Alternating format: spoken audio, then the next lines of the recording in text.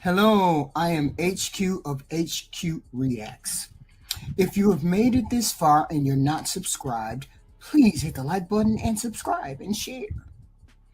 If you find me on other social media platforms, please follow me. And you might find me on TikTok, Instagram, Facebook, or YouTube.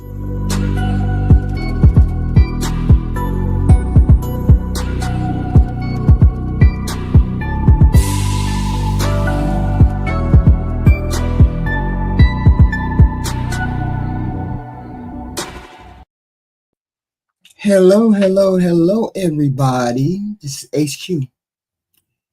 Today is our marriage letter series, where we hear about letters or read letters, and then get some advice on being married, whether we're male or female. And we hope we can get participants for that, right? Because a lot of people want to be married, right? A lot of people want to be married. A lot of people want to be in marriage, want to be in relationships, right? And most of the time, we want to be able to, navigate through that, because a lot of people have weird situations, unusual situations that they come into, right? And so there's a lot of people who are out there who don't know what to do, who don't know how to navigate relationships, who don't know how to deal with other people, even though they married these people, which is the weirdest thing I've ever heard. Not knowing how to navigate your relationship, even though you have been married. And believe me, that's the reason why a lot of people don't stay married. A lot. I don't know why they don't want to be married. They want to be, no, maybe they don't want to be in relationship. No, maybe they don't want to be married, but they want to be in relationship. So you might as well get married because you're in a relationship. I mean, if you're going to be with a person and stay with a person and do all of that, then you're going to be acting like you're married. So you might as well be married, right? And we hear people say, oh, well, we don't want to get married because she might take my money. Most of y'all don't make enough money for a woman to be taking your money. You only make an average of $50,000, $60,000 a year. So if you only make a average of $50,000, $60,000 a year, there's no money for her to take. And marriage only really benefits poor people, because two people who put their money together can make a whole lot of things happen. When two rich people get together, you got to hide your assets. You're afraid somebody going to take your money. You're afraid this is going to happen. You're afraid that going to happen. The two people that benefits the most from marriage are two poor people who get together and maybe build wealth together, and hopefully stay together and raise children together, right? I'm not saying rich people shouldn't get married. That's not what I'm saying, because rich people should get married if they want to get married. But what I am saying is the only people that get benefited from being married, seriously benefit, who come up seriously together, if they have a focus, if they have a plan, is two poor people. And poor people, I mean two poor people, meaning both of y'all make under $75,000 a year. Okay. In this economy, $75,000 a year ain't a lot of money in this economy. And it's going to get even worse. It's going to get even worse. I say bye-bye to all them small business owners, because all of y'all about to go down the tubes for real. So poor people hang on for dear life. If you can get married or you can get into a relationship and then share expenses, do all those things, I encourage it, especially if you're poor. Go home and live with your mom and dad, help them out. They helping you out, pay a bill or two, help them somehow, some way. Move in with your sister, do something. So if you if you're on the poor end of the scale, and most people are under 75K, you on the poorer end of the scale. I'm saying, yes, I'm saying 75K. I'm saying 75K, and I make 75K, and you make 75K. We can do a lot of good making 75K, me and you. All right. If we grow together. But marriage benefits poor people the most, because now you need another person with this economy and y'all live better together. I'm not saying you gotta get married, but I am saying two heads are better than one, specifically if you making 60 and they making 60. You can do a whole lot. But if I'm making 150 and you making 150, we're gonna be fighting about who in charge. Shit, these women these days, shit, y'all gonna be fighting. Shoot. So I recommend, if you're young and you're poor and you can make it build together, you can build stuff together. Hey, make it work however y'all want to do it. So I don't know how much you need for us to live. I don't know. I know 60K. You pushing it, because you damn near almost poor. You're pushing it, depending where you at. Because if you're making 60, a car note, that's 500, insurance, rent. How is that pushing?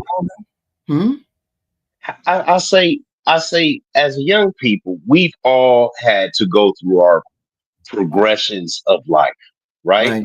Right. Even in today's economy, how is that pushing it? Everybody doesn't have a car, though. Yeah, but most young people probably do. I doubt that, because they like new cars. They like They like their own place. They like to buy new things. They like to buy. They got to go to trips. All of these things. And 60K is a decent amount for one person, and you may have a little bit left over. But two people who make 60 and 60, you can do some serious investment. You can do a lot of things when it's two of y'all and y'all make 60. One person. I don't think so. I don't think so, HQ. I know. think I got a kid that make that amount of money. I know what they can afford, what they can't afford. no. What I'm saying is, what I think is, this is one of the largest disconnects between men and women is, you guys think you need and want all of this stuff. 60K, especially for a single man, 60K is a great amount of money. That's plenty enough money for a single man to do. 60K is, you can take care of a lot. It doesn't take 60K to live. You can live on about 30 or 40K a year. I don't understand the. What do you mean on 30 or 40K a year? That's not a lot. That's not you can live off that. I'm not saying you can't. I'm just saying you're not doing a lot. You're not doing a lot with 60K. You ain't doing a lot with 60K.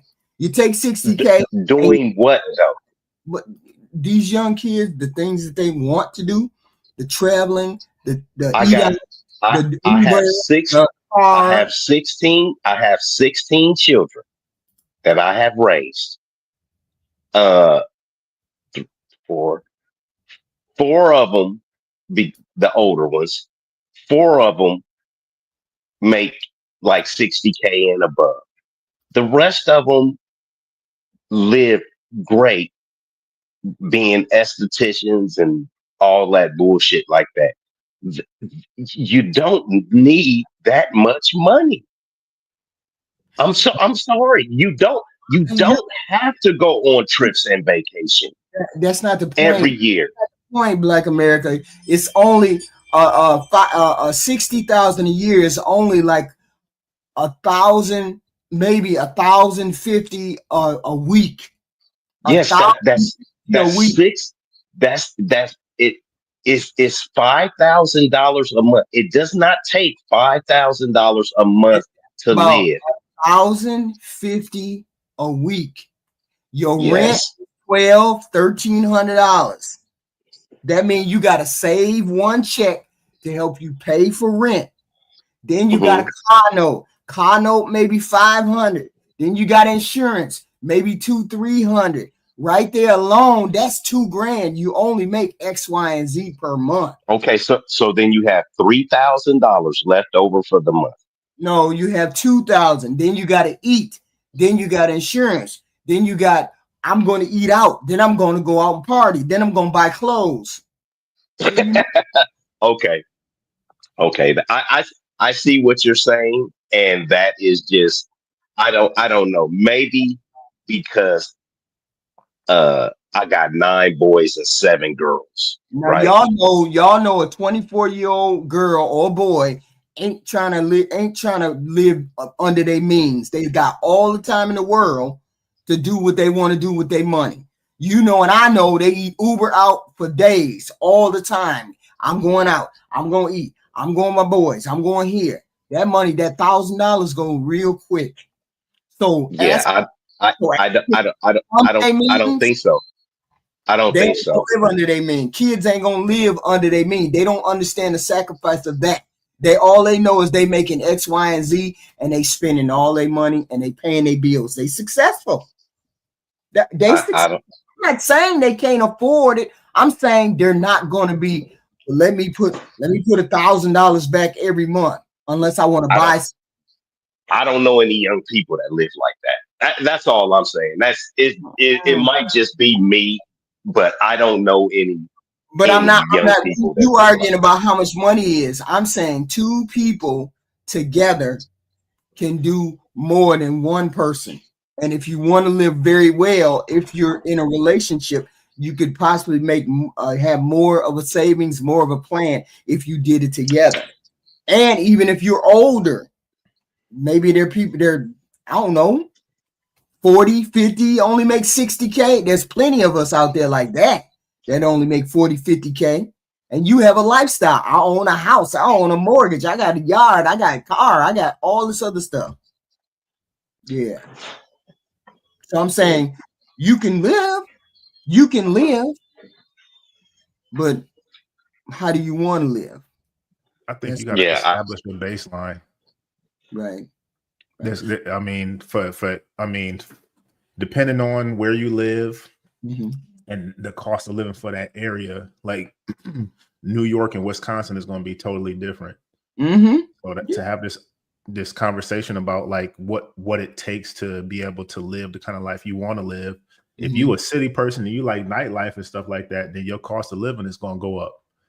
But if you a homebody and stuff like that, then I just put rent down as 1,200. Am I out of the rent? I don't know. Because if it's 1,200, I only know 1,200 rent in places like rural Atlanta. yeah, it's going like outside of Savannah, it's up there like that now.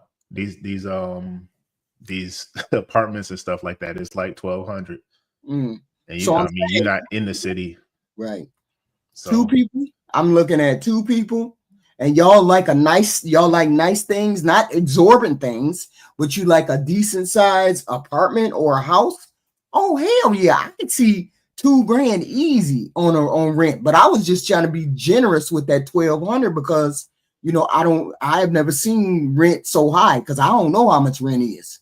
I don't know, but you're making 60K. Oh, it will definitely benefit you to see if you can make two incomes work together. Hello, everybody. Everybody came in. Everybody came in. Thank you, Jay. Thank you, Black America, for hitting the stage. Hitting the stage or hitting the panel. Let's get into our first letter. It ain't that long. What would we do? I'm questioning my husband. I was out of town for a few days. After I got back, our 6-year-old son casually mentioned that daddy's lady friend was at the house while I was gone. It's the cleaning lady. I asked him if he saw them doing anything, and he said nothing. I asked my husband about it, and he was about to deny it. After I mentioned our son, he slowly changed his story to just a co-worker dropping something off. He says it was nothing, and I'm overthinking it, but I can't shake the feeling off, especially since he wasn't honest with me right away. What should I do? Wow. Okay. I don't know. What do That's you think? hilarious. That's hilarious. I know why a man who is not guilty of doing anything would lie though. Because he don't want to have that conversation. Well, what conversation would he be having?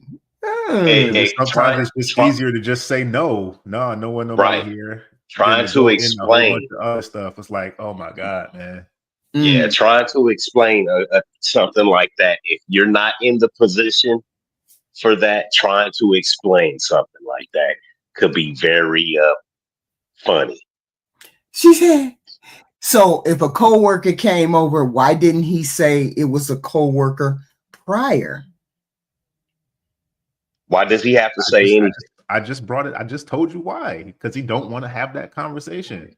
Yeah, he doesn't have to say anything. Even if he's not doing anything, say a coworker dropped something off at the house for him or whatever, and I don't know if this is the case or not, and nothing happened. She just stopped at the door and they yeah, I appreciate you for dropping this by, yada yada yada, and the son sees it.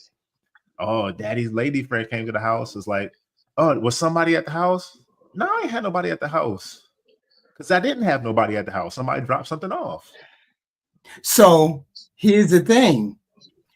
He's a 6-year-old boy, and he says daddy's lady friend was at the house. Not lady's friend came to the door. He said lady's friend is at the house. Now, he's too young to understand the subtle difference of that. When the 6-year-old kid says the friend came to the house, that lady friend, he mean that lady friend came in that house. Do you think, okay, so I got a son that's 6. My son just turned 7. Mm-hmm. That boy can talk. He talk just like his dad. Just guy going. Mm-hmm. If I got a female friend that I'm doing something with, you think I'm bringing her around the house during the daytime when my son is awake?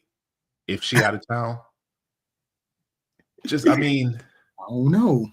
He's not a baby. He's a kid that can observe and talk. So why would I do something with my son home? That would have to be the stupidest thing ever. You know how many stupid people on this planet? I know. I'm just saying though. I'm just coming from logic. I'm saying you really can't tell one way or the other. And if you're in a solid marriage, you need to take that word of your husband, of your spouse. You need to take that word of that spouse, because you don't know what's going on. You have no idea what's going on. Yeah. So I would take the word unless my spidey senses was up for grabs. Have I done anything in the past to tell you that I was doing something unsavory? Right. Then you should take if I say it wasn't nothing, then you say okay and keep it moving. So but the problem is how many women are going to take that as law, Jay? Mm-hmm. Right. 0.00. But here's the thing: 0.0001%. Okay, let's turn it around and let's say he did do something. But she don't know. But the son knows. You gonna pull your son into your bullshit, or you ain't gonna do it? Or you gonna what? I put him on the payroll. Hey, you got the whatever game GTA 6 coming out soon, right? You want that, don't you? Why would you do that why would you pull your kid into that though? Them all great 15s come out next month. Because some people would pull him into it. So I'm saying, why would we pull our child into it if it's the truth? But then again, I don't know whether I would tell the truth either, because I wouldn't have a coworker. Well, you know what? I don't know. Maybe he should have thought about that before he had that coworker come over. What would Maybe it it's look the coworker that coworker that he know she like him. So he's like, you know, whatever. She, oh, I'm you know, I make that mean pecan pie. I'm gonna bring you over one. Girl, you ain't gonna bring me over no pecan pie. I will. Raquel says, why was she there in the first place when she knew I was out of town? Why was that female coworker there in the first place when she knew I was out of town? Because she's trying to make moves and he's like, no, I'm good, but I am gonna take that pecan pie or that sweet potato pie. I am gonna take that sweet potato pie. Yeah, I don't know. I don't know, guys. I think this could be a problem with, because it's like, Jay, if you go over one of your homeboys' house, right? They say, hey, yo, meet me at the house. I'll be there in a half an hour. Do you go inside the house or do you sit out front? Right. If my homeboy, it depends, because you know how we is. I know you ain't ready. You told me, so I'm gonna have to come in because I'm not about to sit in my car. I'm about to come in and hop on this game real quick or do something. But so the thing is, it's a little bit different. If the man is not at home, another man shouldn't go in the house, right? Because another female shouldn't go in the house either, right? But if it's a woman, things are different. Maintenance men come to the house, and stuff like that. I understand. But I'm saying, if it's a woman, just because of safety and because of the way things look, nobody is going to force a man to do anything. Mm-hmm. So for a man, it's one of those double standards that people hate. But yeah, for a man, it's okay. A woman can come up in here without no problem. It's just one of those double standards. And he probably looked at it as insignificant. Us guys, somebody was over here. Oh, nobody was over here. Oh, but so and so said, oh, okay, yeah. She dropped by for a second, telling me some stuff about work. It's insignificant to us. So I could see it actually slip in his mind. I could see it slip in his mind. What she said was he changed his mind after she said, my son, your son said he saw their son. Because he forgot all about it. It was insignificant. Okay. I would wait for another thing to give me a red. I would wait for something else that would give me a red flag. I really wouldn't act on this or say anything about this. I would wait until something else triggered something else. And then I would have this little piece of the puzzle. Remember that time I went out of town and you said X, Y, and Z? Is that X, Y, and Z? Then I would do it. Other than that, I would just forget all about it, just like that, and keep moving. I mean, I see your point of view. He probably forgot all about it. Maybe it wasn't anything big, but then he should let his female coworkers know you can't be coming over here, and my wife is not there. So, Raquel in the damn chat wilding out. She wilding. She saying, "Oh hell no, you ain't finna gas like me. I know what time it is." Oh, hot grits, hot oil. Hot grits and hot oil. Y'all, what she wilding. Scenario number 2. Question for the men. If your wife is upset with you about something you did, do you want her to tell you? If your wife gets upset over something you said or you did, let's say it's something trivial, who knows? Something you didn't do intentionally, but nothing major so far, but you getting a silent treatment, would you prefer her to keep it to herself and let it blow over? Or do you want her to tell you about it and get it out in open? Which one? Black America. Oh, I was gonna tell Jay to answer because people not gonna like my answer. I don't care. I Well, yeah. I yeah, because I and I know people, not gonna. I Whatever you're mad about, you're gonna have to get over it. I don't. You can be upset about anything you want to be. I don't want to hear about it. I'm sorry. I'm not. I'm just not that emotionally invested into your feelings and why you could be upset with me about anything. If you don't like it, leave. Wait a minute. Wait. Hold People. on. Hold on.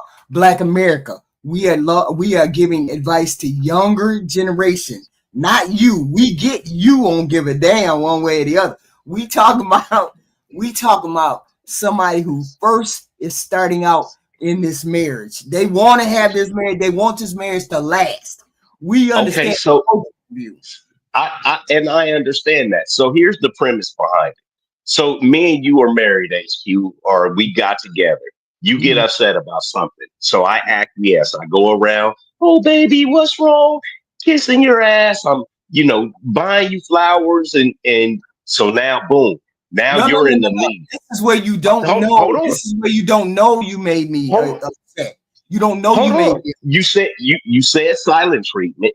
You said silent treatment. So if she's giving you the silent treatment, you're not only getting the silent treatment, you're getting nasty cuts with the eyes, you're getting stares, you're getting No shit cheeks. slammed, you're getting no cheeks, you're getting slammed around the house. This is what I'm telling you. These are the things. It is a progression of things that happen to men, right? We have all been through these things. Mm. We start acquiescing to you, and from then on, every time you get upset, every time you as a woman get upset, we have to get back on this merry-go-round. You can get upset anytime for anything, and that man or young man is going to always have to try to come back to the table. I say nip it in the bud very quickly. Hey, fuck you. I'm tired of it. We just Nip said it in the we are trying to stay married. We ain't trying to be yes. This Yeah, is how you you end can. up being divorced. I'm telling you right now, if I'm a young woman and you come to me and you say that, you say something crazy, like you say something way out of ordinary or whatever, and you upset me, I'm not Uh-huh. gonna give you the silent treat. I'm not gonna give you the silent treat. I'm gonna tell you right up. This is what you did, and it's irresponsible of you to say that in the middle of this Oh, marriage. there you I'm gonna go. say that to you. There you go. So you just proposed the silent treatment. You propose she's upset. Do I want you to tell me this, that, and the other? Right. Listen, if I did something to upset you, I am going to know that I did something to upset you. We're not stupid. Right. And when you guys are upset, it's obvious. Like I said, you guys don't know when we're upset. We know everything about you guys when you're upset. It is a complete difference. So why We wouldn't you address it? Why wouldn't you address it if you know you did something to upset her? Why wouldn't you address it?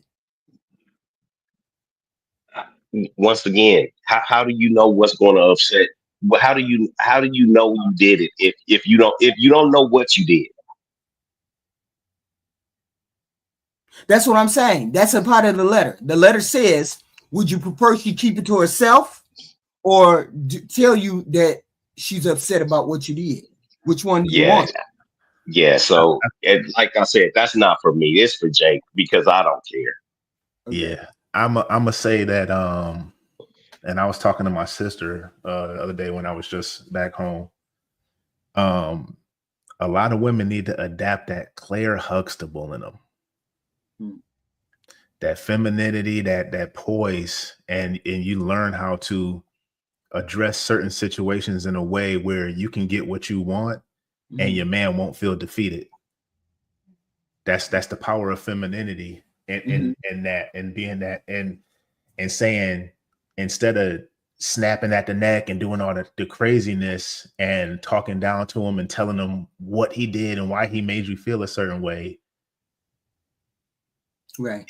the approach, if you and this could go any different type of way. Say your man is laying on the couch watching TV, you go up and just start rubbing his shoulders, or you hold him and embrace him from the back, give him a kiss on the head, or you make him a sandwich and some chips and bring him a beer or something like that, and just say, and oh, thanks, babe, and then just kind of wait and just sit in the moment for a little bit, and then kind of just ease it in on them some kind of way, So it you're saying address that. You're saying address. I'm saying address it because it's obviously made you feel a certain way, right? Enough to where you want to bring it up.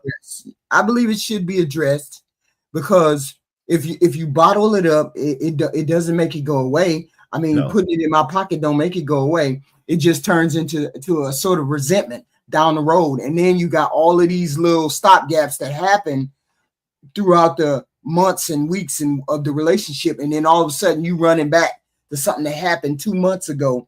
Well, remember when you said I was ugly? Remember when you said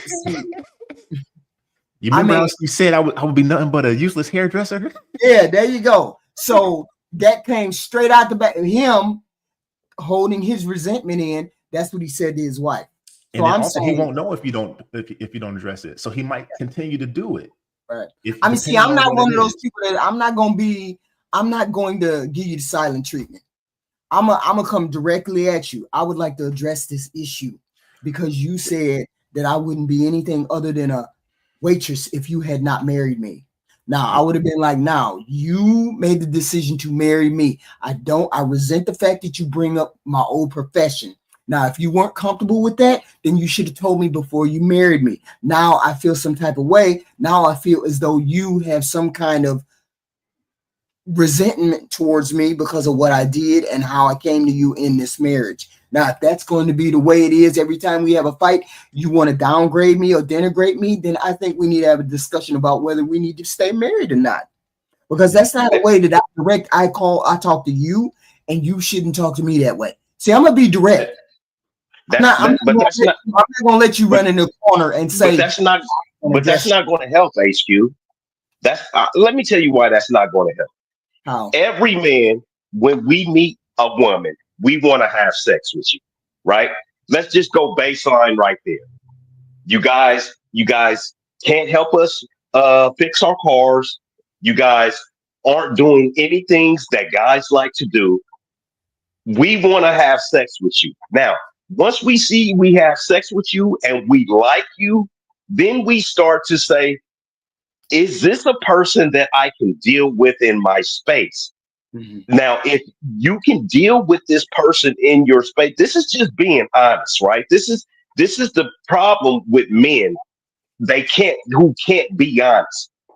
We need to see if we can deal with you in our space. Now, if I can deal with you in our space, I can take your little crazy quirks and your dry sense of humor and all of this shit. Women be thinking they funny, and sarcasm and things like that. If we can deal with that, then it can progress on from there.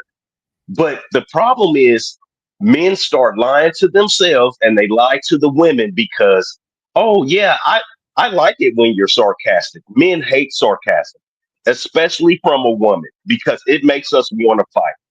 Men hate stupid jokes that women do. Men, once again, we don't like the ballet and we don't like the opera. We go because we say, I know if I give her a good night, it's going to lead back to some sexual activities, or I'm gonna get a pat on the head for being a good boy. Hold on. Your story. Hold on. I gotta ask this. Why do you feel as though a back and forth or a compromise or anything like that means that you're compromising yourself as a man if you do some of the things that she wants to do in that relationship? All the things that you're describing is a part of a relationship. I don't like your fucking basketball.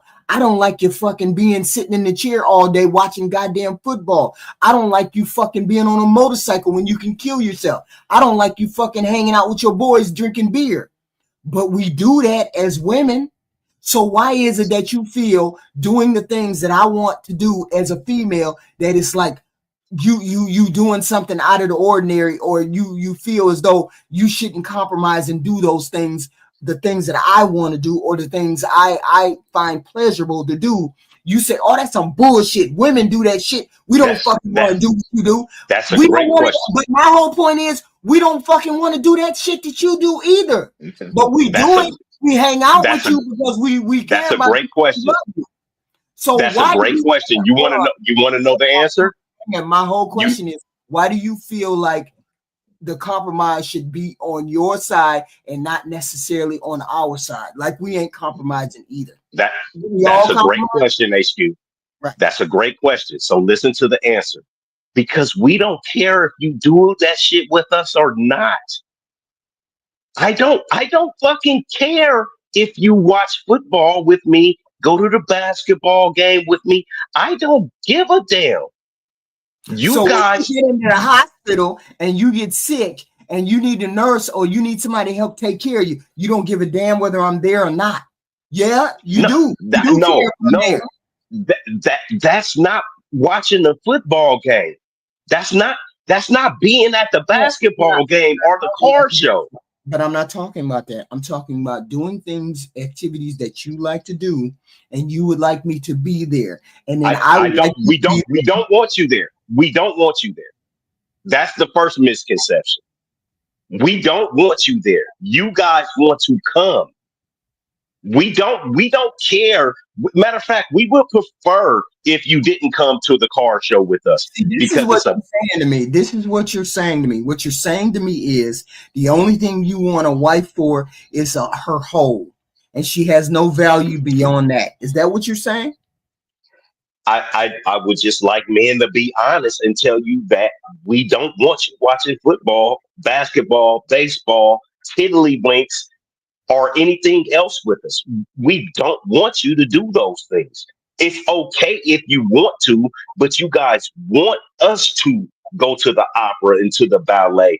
And I got tickets for Disney on Ice and shit like that. We don't want to do that. We do that because you want us to do that. Do you understand the difference? Yes, I get what you're saying. I'm saying you.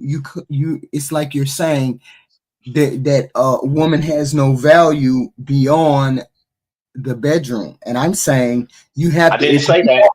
I'm saying if you want a marriage to last, and through this scenario, you have to do some compromising. You may not care, but you need to figure out how you made a chink in the army of her personality because now she's upset for some reason. You said you don't know what.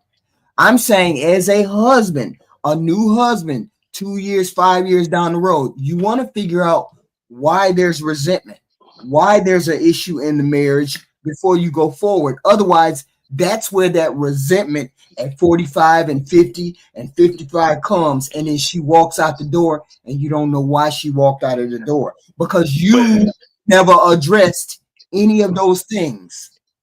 no, what it is men have become comfortable enough at 45 and 50 and 55 to stop lying to you guys.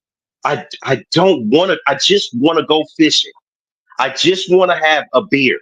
I don't want to do this stupid shit with you guys anymore. So now men have become comfortable with themselves. They're tired of putting on a charade and lying. It's gonna happen.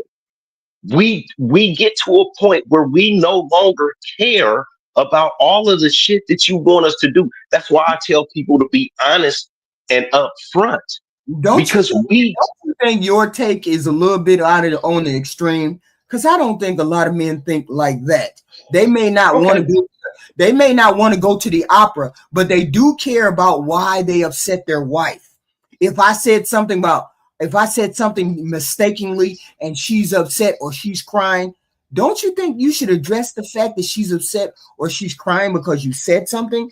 And wouldn't you want to hear why that is instead of waiting until you're 40 and then she walks out the door and you say, well, what the hell? She walked out the door for no reason. No, she didn't walk out the door for no reason. She walked out the door because she got a husband like you. No, you might need to ask Jay once again because I am over a certain age, right? And Jay is still in the age of where he still might have to tell a little white lie to what he say, to kind of stay in the good graces. So I'm not saying you have to. You see the part in marriage, you have to show up for your partner, regardless of whether you like the activity or you don't. If I say to Jay, I'm married to Jay. Jay, I know you don't like ballet, but I really want you to come with me. Can you please come with me? Jay is not gonna turn to me and say, I don't want to fucking go to that place. You go to that thing yourself. I don't care about no ballet. If you want to stay married to me, he would never say that. He would say, okay. In his mind, he might say, I hate this shit, but I'm gonna show up for her. You gotta correct that part you just said, HQ. Don't say if he want to stay married to me. Say you see what I mean? If Jay loved me, he would make that compromise. I'm not saying you fall asleep in that instant. I'm not saying get a divorce in that instant. I'm saying in a general term, if he still wants to be married in a relationship and do and compromise and have these things, he's going to show up for me. If he still wants to be married to me, he's going to show up and do those kind of things, just like I would show up for him in other ways. But that's not how men show up. So we talk about it all the time about the differences between men and women, and a man doesn't show up by going to the ballet. A man shows up by providing you the time, the resources, and the way to get there to go to that ballet. You see what I mean? That's so I showed up in 3-4 different type of ways just for you to get those tickets to the ballet. And I said to you, Black America, I need you to come to the opera with me. I'll just say it was tough. It was a candlelight open air opera the other day the girls went to. I thought I'm not going, but they invite me, but they know I won't go. You guys go, have a good time. I don't do it. I don't have to. I don't have to lie about it. Right. Okay, can I speak for the other majority? Because go ahead. Black is go on ahead, the other side of the spectrum of this. A Black on out of all of the men in America, what's the percentage or the likelihood that the men have your perspective and your living condition when it comes to you and your ladies? So I'm going to give you a real good answer to that. Once you get over a certain age or you have been divorced, okay, those two caveats, once you get over about 45 or 50, or you have been over divorce, unfortunately, Jay, it is 100% of the guys. It's not, because I know guys that are over that age that are divorced that do not think like that. It's not. Hold on. Are they looking for a one woman, or are they going out and very well to do, looking for a monogamous relationship, looking for somebody to do the partnership of life, to be a husband and that woman be his wife? How I know many men like that. I'm not talking about a 60-year-old. I'm talking about a 55 between 48 and 55, and they just and got good money, good jobs, divorced, got grown kids. Yep. And they got their stuff, they got their toys, they got their hobbies, but they still want, and they're only trying to knock down one woman. Yeah, one. Wait a minute. Women, are they only trying to knock down one woman, or are they seeing multiple women, Jay? Well, I'm thinking about one guy in particular right now. I know women, women throw themselves at this guy.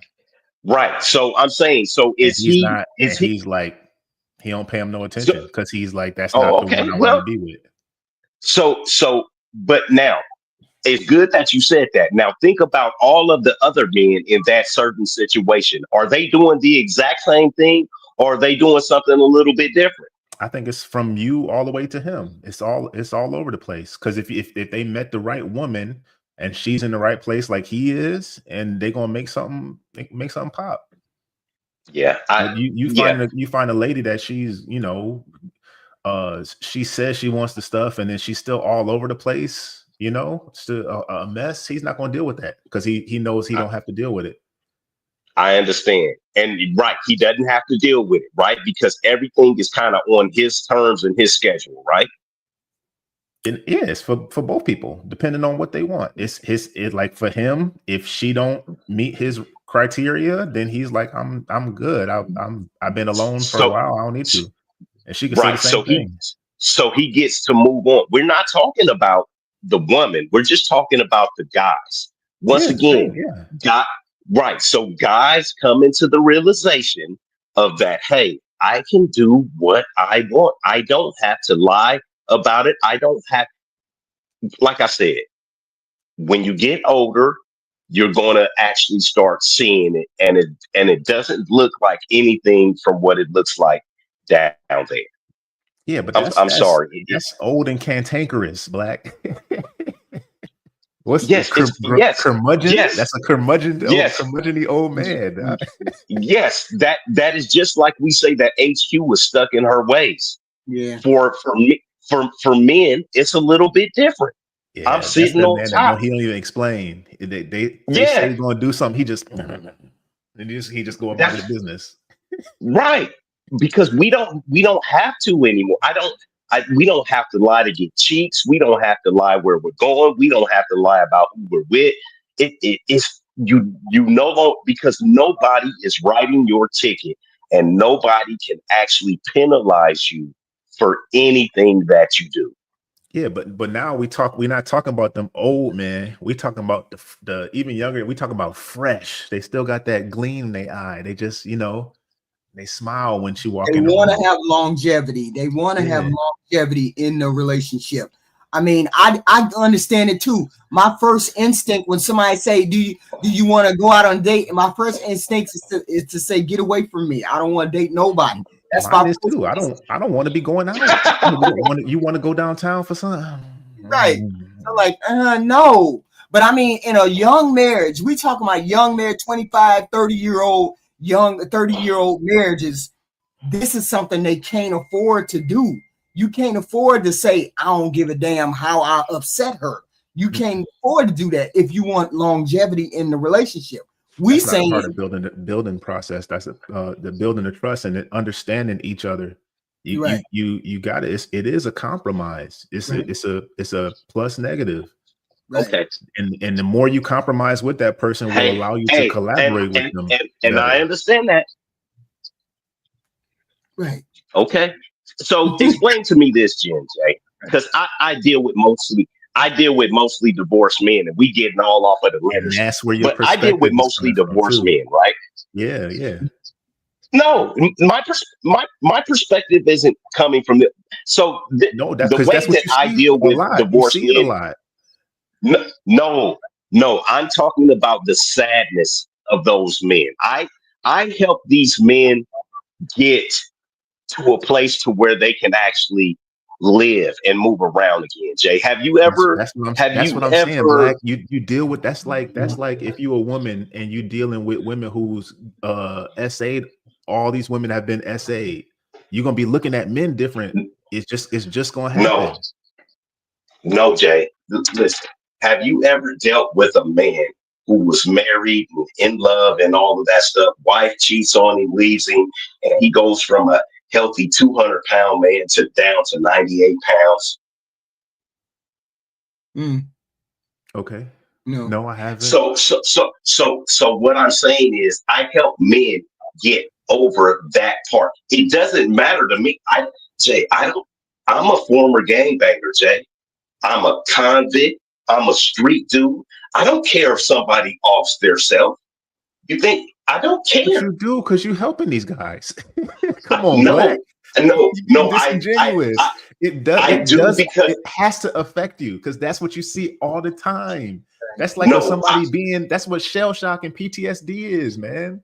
Right. That's what happens to people that live in the hood with a mentality that this is just how we live. This is how we get down. It's the same. I've been working on cars since I was 12 years old. Also, Jay, it doesn't matter to me.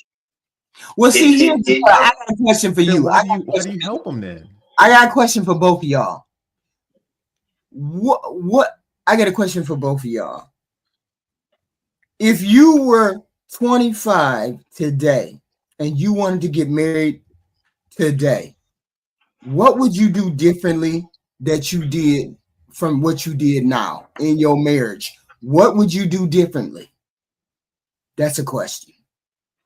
How would Oh, you because behave I differently? Would still you have behave if or would you I was behave differently? 25 now with the things I know now, Yes, with the things you oh know man, now. yeah, it'd be a lot Because different. you know certain things triggered your wife. You know certain things you could have did better. Man, I wish I would have known that. I would have did it better, said it better, blah, or acted better, whatever.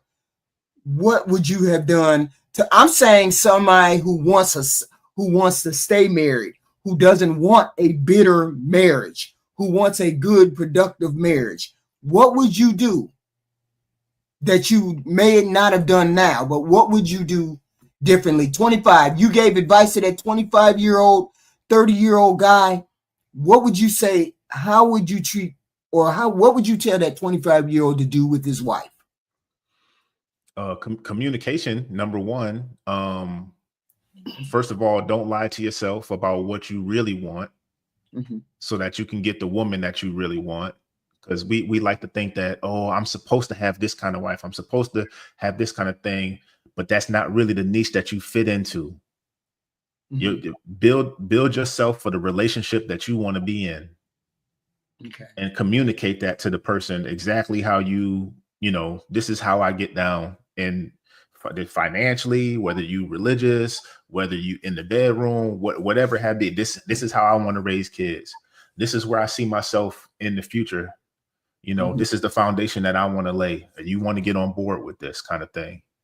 So, or another thing, how would you, because the vision that Black America puts to, I'm not doing nothing I don't want to do.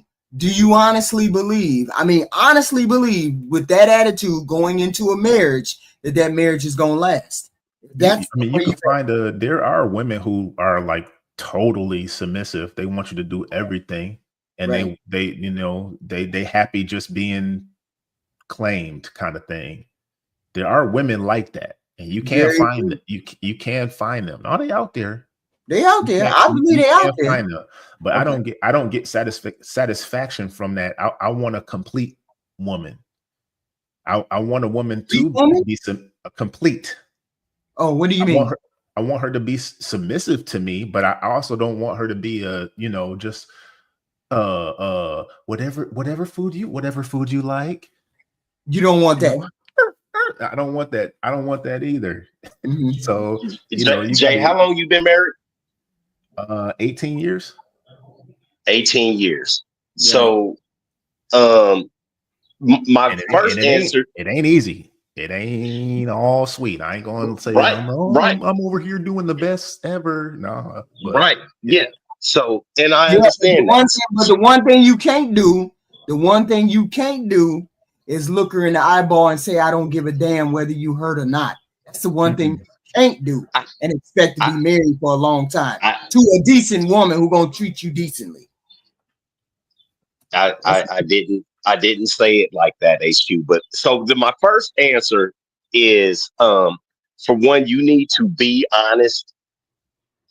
You always need to be honest, right, with yourself and looking at the person. We all run simulations and we're going to have a picket fence or we're going to do this or do that. You need to be honest. You need to look at her mama, see how big she's going to get. All of these things are, Jay laughing. All of these things. That's a part of it. That's a part of it. All of these things go into it. And the problem is people don't understand, or young men, they just see the right now, the right here and the right now, instead of looking at the future. So I would tell, my dad helped me a lot. You know what I mean? If I brung somebody that was less desirable than home, my dad be like, all right, what her mama look like? and he see her mama, he like, oh no, kid, we can't do that. And even my mama would be like, "Ooh, she's a little bit on the bigger side. Look at her mama's ankles." Like, so that it's certain shit that you have to look at and you have to project into the future. So, and you look at your life projection and where you're going and see if that person is going to be able to match up to you at the end of the game. Not the right here, you know, let's talk about 20 or 30 years down the line type deal. That's what I'm saying. That's where communication comes in at. Yeah, and being able to talk, finding someone that you can talk about anything with, even if it's sensitive issues. Right. Hey, you know your whole you know your whole family about 300, babe. So wait a minute. Let me ask you about this. Let me ask you this question. Why do you think compromise? It seems as though you think compromise in a relationship means you're compromising yourself. No, it's just it's a give and take. Not you, Black America. Black Americans come across as though doing something for your wife or your spouse is compromising himself. I didn't say that, HQ, because you got to understand what I'm saying. Me, you're absolutely, as a man, you're absolutely compromising yourself. You are going to compromise to the fact to where you are expected to work your entire life and then die at the end of your life. That's the compromise. But that's the same thing. I mean? But I'm expected to do the same thing. I gotta work. You're not. I gotta work. You're not. And there's no man on this planet expects a woman unless she's totally submissive to be at home. HQ, do women work as hard as men? Yes. Black, you look this man. Yeah, you make it seem just so. I just don't. You was in the. How long was you in the military, Jay? 14 years. You was in the military 14 years. Did your wife work as hard as you did in the military at 14 years? No. Because I don't know why women see it like this. It doesn't. Hard as a woman. What do you mean as hard as a man? I mean, I work as hard as that's all of us. Man. That's not all of us, because all men ain't real men, Black. This is what we're expected to do. But if all men was like me, if all men was like me, or the man that raised me, then we wouldn't have these issues that we have now. That's not true, Jay, because you don't know how to do this. Let me explain to you why that's not true right now, Jay. Like I said on Hemp Channel before, bro. I didn't realize until I became a regular, hardworking man who wasn't gang banging and in the streets and selling drugs and stuff like that. I didn't realize that I was short. I'm 5'8". I've tried to talk to women who were 4'11", and they tell me, "Oh, I usually talk to taller guys." It's just not the same, Jay. These women won't accept certain men for certain things, bro. It's not quality women then. But it's most of the women. It's most of the women now, though. When I come up from a perspective, when I'm on, like, if I'm watching SBC and stuff like that, I get it, because those women are of less quality, more so than not. Right. But when I'm on HQ's panel, I'm coming from the mindset of the average to average or better person, male and female. So I'm trying to keep the mindset and look at it from that perspective, and get off of these fringes. Mm-hmm. Like HQ, most people are average. Most people, they're not but they're not fringes though. Do you ever go? Man. Do you ever go out at all? Do you ever go out at all? I go out. I just been recently traveling, and intentionally I have been paying attention to people. And the airport is probably one of the best places to do it, because it's people from all over. Right. So you can look at the workers there, and you can look at the people traveling. You're not interacting. You're not interacting in a manner to try and actually attract somebody at the airport. I'm talking about, I'm talking about couples. do I'm you, looking at couples. I'm looking at married couples. I'm looking at people that yeah, are that, together. I'm looking at how they that, look, how they interact with each other, whether or not they that have doesn't kids count in this together, instance. That doesn't count in this instance. I got a question. I got a question. but they're traveling, so they're doing something. If you had to guess, what percentage of people have good intentions on this planet? If you had to guess, what percent? How over would it be a large percent, or would it be the minority of people that Probably have good? 90%. Probably 90% have good intentions. Okay, so if 90% of the people have good intentions, wouldn't you think if they got into a relationship, they would try to have good intentions in those relationships too? I think that's a It little depends. bit that's a real broad It, stroke to say good intentions. Well, good no, intentions. I plan to be married. I plan to be faithful. I plan to try to make it work. I plan to try to be compromising. I plan on trying to be. Don't most people try to do that if they get into relationships?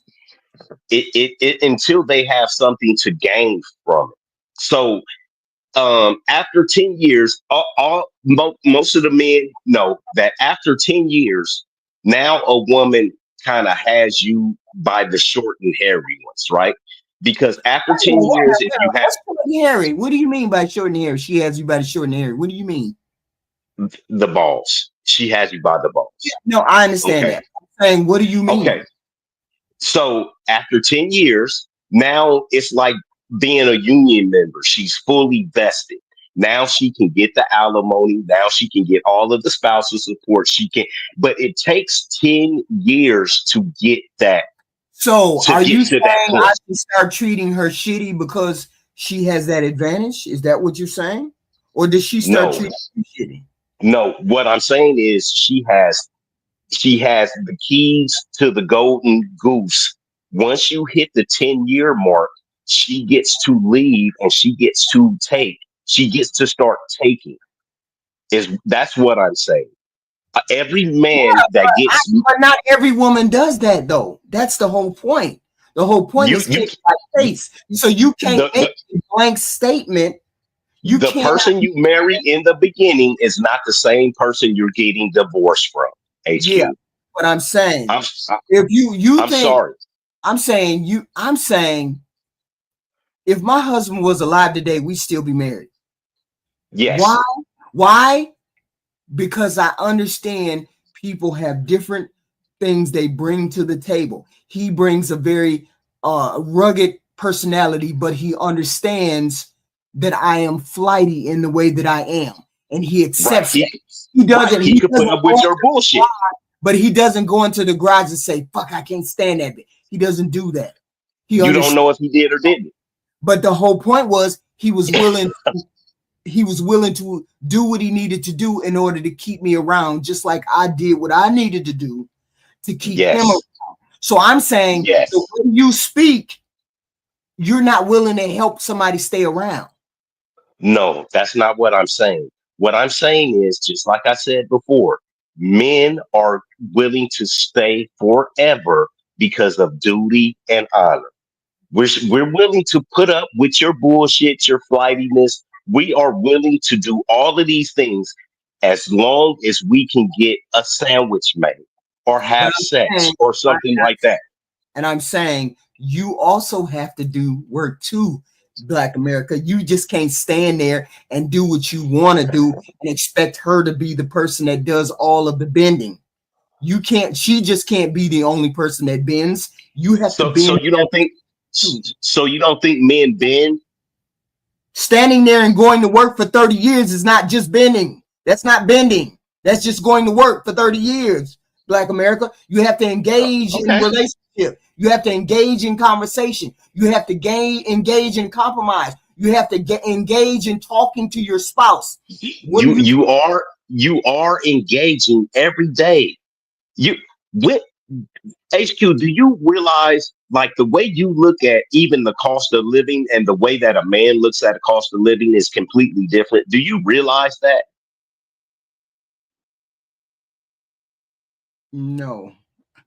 the way you look at cost of living and the way that I look at cost of living is two totally different things. So when the Yeah, girls tell the me, way, hold on, but the way hold you on.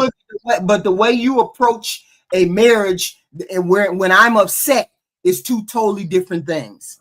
We're totally two different things. And the one thing is the way you approach a conversation when I'm upset means you're not willing to make it, you're not willing to do what it takes to keep me around. That's the way you presented it. You presented it as though you didn't H- care whether I was upset or not. You no, I cannot don't. have a marriage But you and act like I'm around. You act like I'm screaming and yelling and flipping shit over and breaking shit. no, I'm not doing any of those things.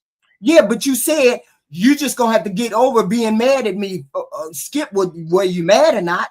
Nobody wants to be married to a person that doesn't concern themselves about why I'm upset. What if you're upset? You would want me to at least address something that upsets you if that was the case. You can't just be, I forget about it. I ain't addressing her. Let her cry in the So corner. That's the way you so sound. I'm gonna take me completely out of it. Jay, have you been upset before? Of course. What if your wife did something and you're upset? It does she come back and totally make it right with you? She's pretty decent about apologizing. What do you mean by making it right, though? Well, I mean, so she apologizes, right? So in the case of a lot of people, it's kind of like the thing with men. We do is get socks and underwears for birthdays and Christmas and house shoes and shit like that. Yeah. Is this happening to most men, Jay, or are most men wives like your wife? No, that's the same wife. I mean, she's pretty good about apologizing, but it's still the socks and drawers. Right?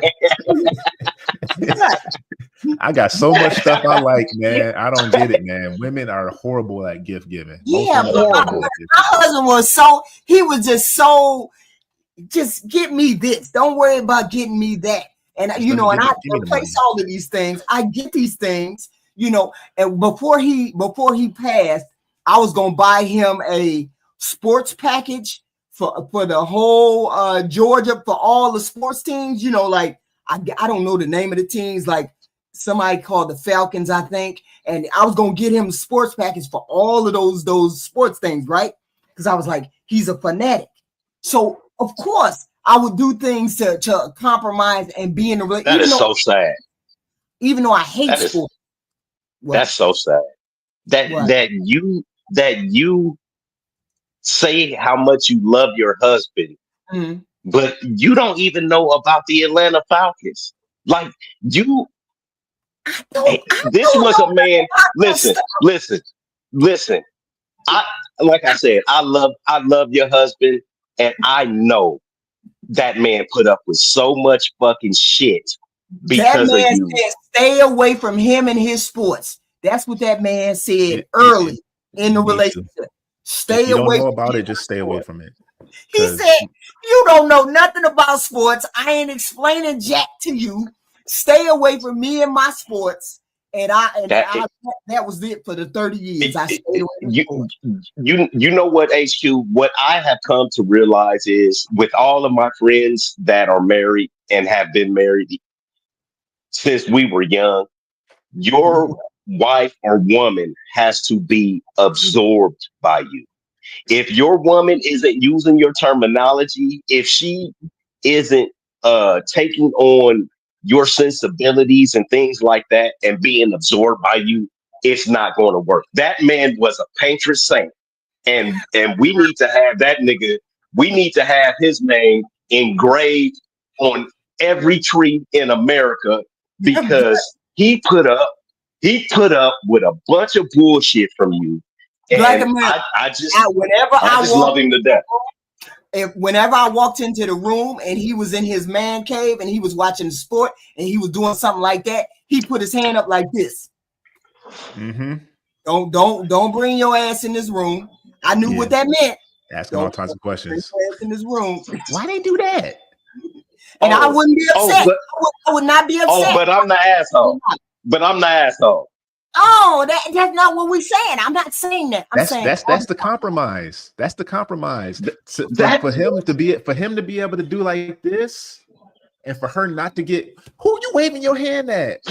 I know, I got it. She understood. That's the compromise. So now she don't get whereas a new wife might get offended by that. No, she was seasoned in getting to know this man, so she know this.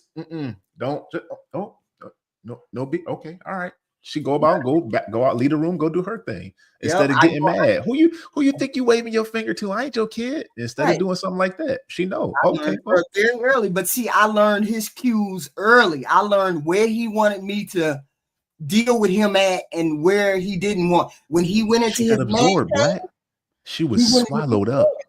I would go out. He'd be like, no, like this, and then I go out, make him a plate, bring the plate in, set the table up, set it up next to his chair, and I walk out of that room without saying a word. Leave me alone. That's why he stayed. That's why he stayed. You see what I mean?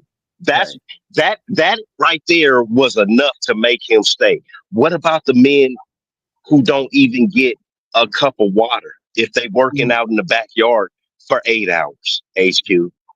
That's what I'm saying. You gotta realize that you are not as stupid as a lot of women. You are not as lazy as a lot of women.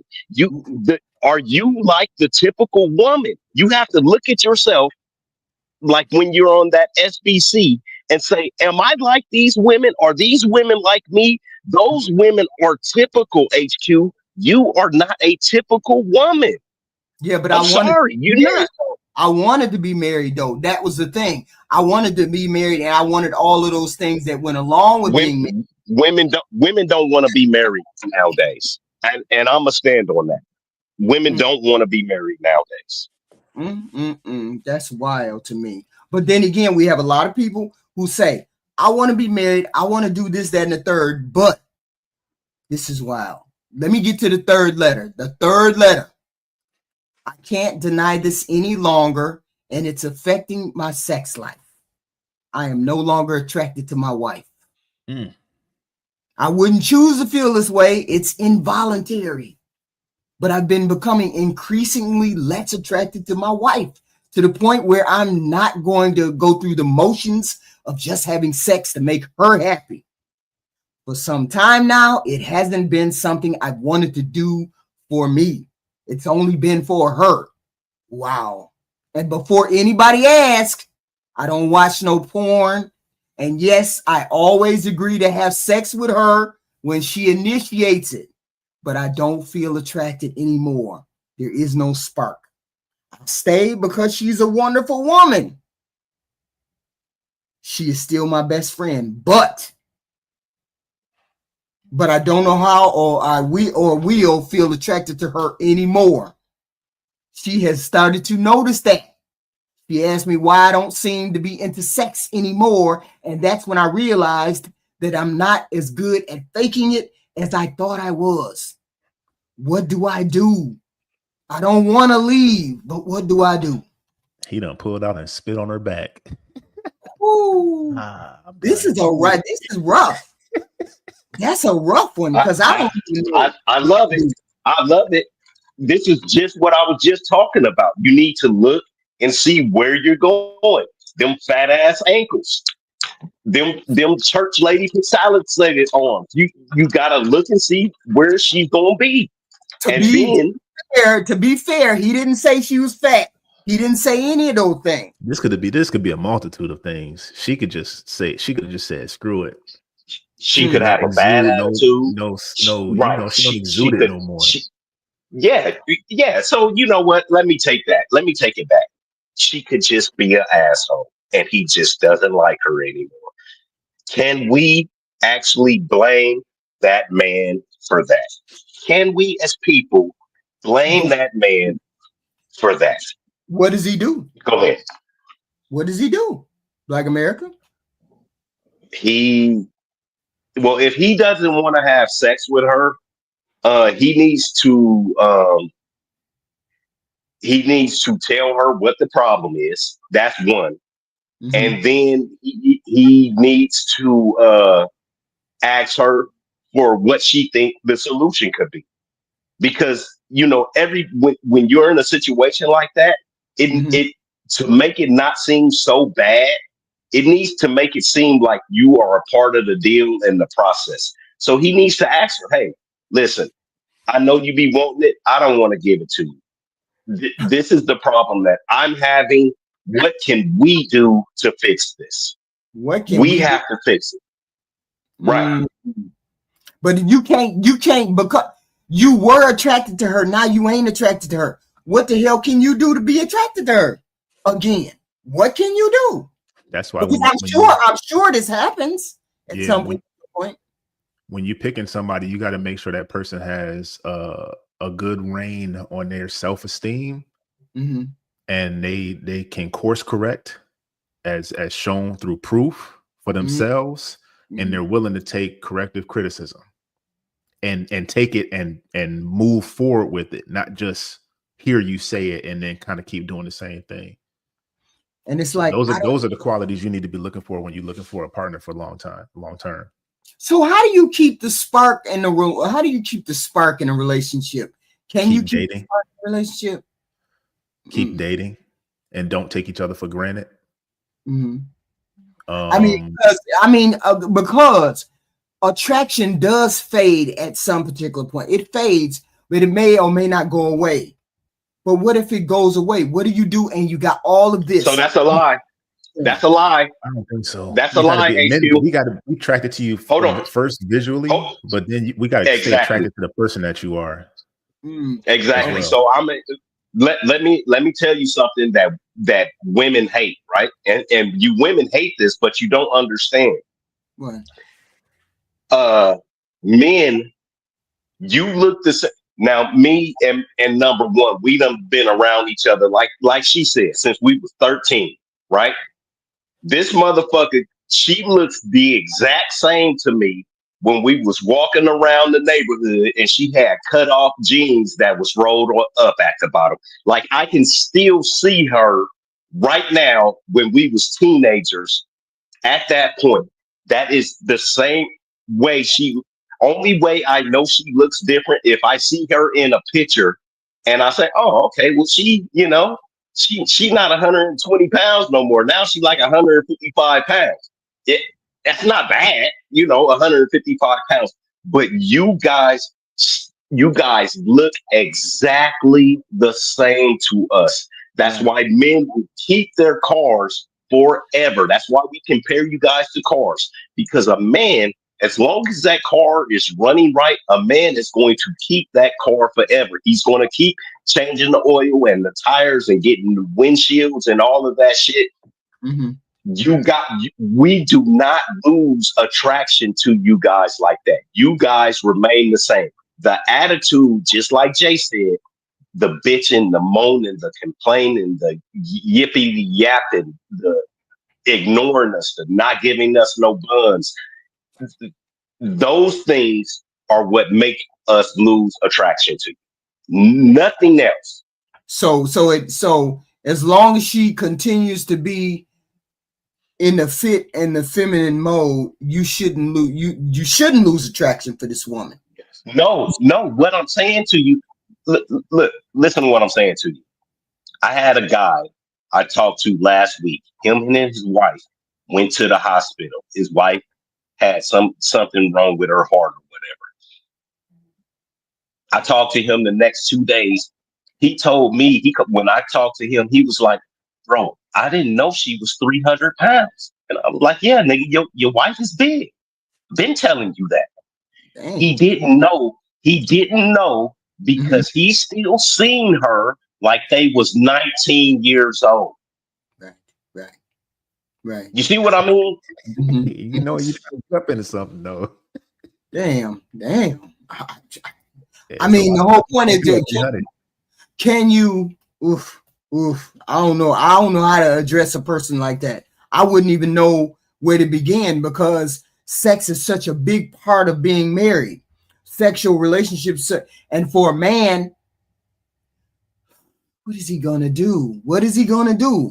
Hopefully, by re-engaging with her, find out exactly what happened that turned us off. What turned me off?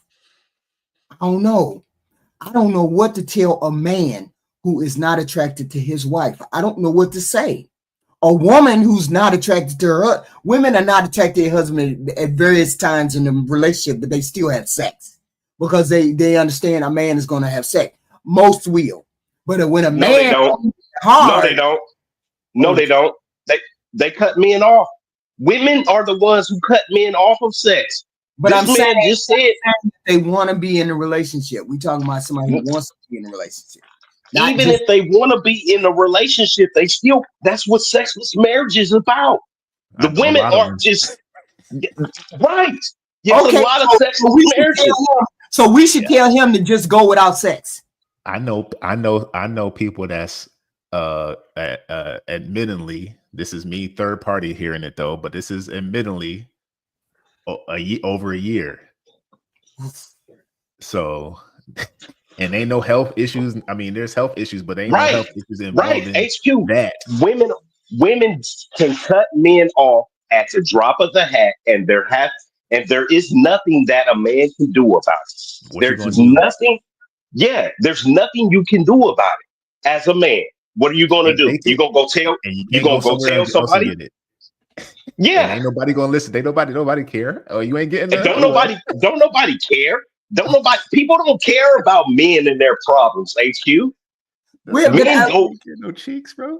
Right. You ain't getting no check. I mean, but we ain't on the woman. If this wasn't a woman who wrote, this was a man who wrote. So what does the man do? As men, what does he do? It's kind of in the same line because y'all talking about we got to try to engage her and do all this, that, and the third. What if engaging works? She got it. Okay, so like I said, the self-esteem comes with self-awareness.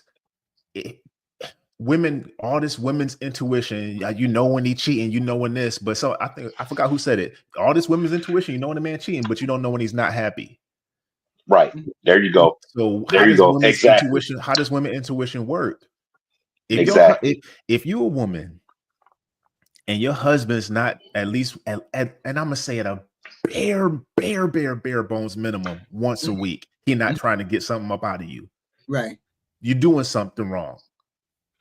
Okay. As the woman, you lost something he ain't trying to, sniff. He ain't trying to sniff nothing. Right. He ain't coming by spack at, right. On the butt. He ain't doing nothing like that. And it's been a week. You're doing something wrong. It's not, no, is it another woman? No, you're doing something wrong. Okay. And that's across the board. And that's a lesson. That's a life lesson. If he ain't looking at you at least once a week, that's bare minimum, HQ. But see, then it goes back to you're looking at us like we're just a whole. So you have to kind of parse it out. What do you want to be? Mm-hmm. Because yes, I'm telling you, unfortunately, that's like a huge part. We look at you as sex. Right. And when somebody says, I'm not getting none, a man says, I'm not getting none, but he says specifically, I'm not attracted to her. So why wouldn't cheating be on his radar? He probably don't want to. That's probably not in his moral compass. He don't want to cheat, but it's hard to have that conversation with somebody that you love to tell them, hey man, you need to either you not looking how you should, how I want you. Well, what you don't look the best either. It's like, well, okay, yeah, I'm the one that don't want to do it, and you don't want to do it. So, and that's where the honesty comes in. It's hard for men to be honest with you guys because, like you said, HQ, it's going to hurt your feelings. If men were actually honest with you guys and telling you what we really wanted, you guys would constantly and always have your feelings hurt. And we don't want to see you cry, but at the same time, I don't give a damn. And like I said, I came to the age and the realization now that I don't care. Right. Maybe in another, I think Jay I see your point of view. I see your point of view because we similar in age, and it's like I don't want to put up with bullshit. I just can't do it. I get it. We right there. I get it. But I'm saying in a young marriage, to say you're gonna have to deal with your own shit, and I'm gonna have to deal with. There's no way that marriage is. You have to start off being honest, because if Right. I try to start lying in the middle of the marriage HQ, it's gonna definitely go bad. It's gonna go bad for you, and it's gonna go bad for me, because for one, men are horrible liars. Like, we can't lie for shit. Like, we'll So lie to ourselves. are you saying there's never a reason for you to lie in any instance at all? Are we saying that? Are we gonna go with that, or are we gonna say there's little white lies? No, to me, it's never a reason for you to lie. This is the person you're supposed to trust the most. Why would you lie to the person that you're supposed to trust the most? There's no reason for you to lie to that person. I think there's certain lies that, regardless of you telling like the white lie or whatever, it still won't betray the person's trust in you. They'll kind of understand why you said what you said. Right. Right. Give me an example. Give me an example right quick. Like, sort of like if I told you that, I don't know. I don't know. It's just sometimes it's just human nature, man. Sometimes it's just human nature to say something real quick and then to get it done afterwards. Hey, did you make sure you put that trash out? Like she left. Oh, don't. Did you put the trash out? Oh yeah, I put it out already. She gone already. But now I go get my clothes on real quick, go outside, put the trash can out. Like, because I didn't miss the trash. I didn't miss the trash running. So does it hurt men to say? I don't want to hear it. I don't want to hear it over and over. How come you didn't put the trash out? I told you to put the trash out last night before I did. I was tired. I went to sleep. I don't want to. I just said it quick. Yeah, I put it out because I'm about to go do it right now. Something like that. I don't know, man. It doesn't get you anywhere. It just might save you from having more of that conversation. But her finding out, oh, the neighbor across the street, neighbor across the street said you put the trash can out. I know you put it out after I had called you, and then y'all laugh about it. But that you didn't betray her trust in you, right? And it might be something she could laugh off, but I don't know. So this is not one of those things. This is not one of those white lies that you tell. No, this is serious. You say let's be upfront and honest. Wait a minute, but you don't put it like that. There's no way you can walk into the bedroom and say you don't turn me on. It can't be when you're about to do something. So you gotta go on a walk. You say sit down on walk the dog or something. You gotta go. Let's take a walk. Take a walk. If you can navigate around, you got to figure out what is it about her that has turned you off, and then you have to address those issues with her, even if she don't realize that's why you addressing them with her. Okay. If it's a weight thing, then we got to talk about that like before. I made dinner. We're gonna eat. Hey, let's go for a walk. Let's just go walk and talk after dinner.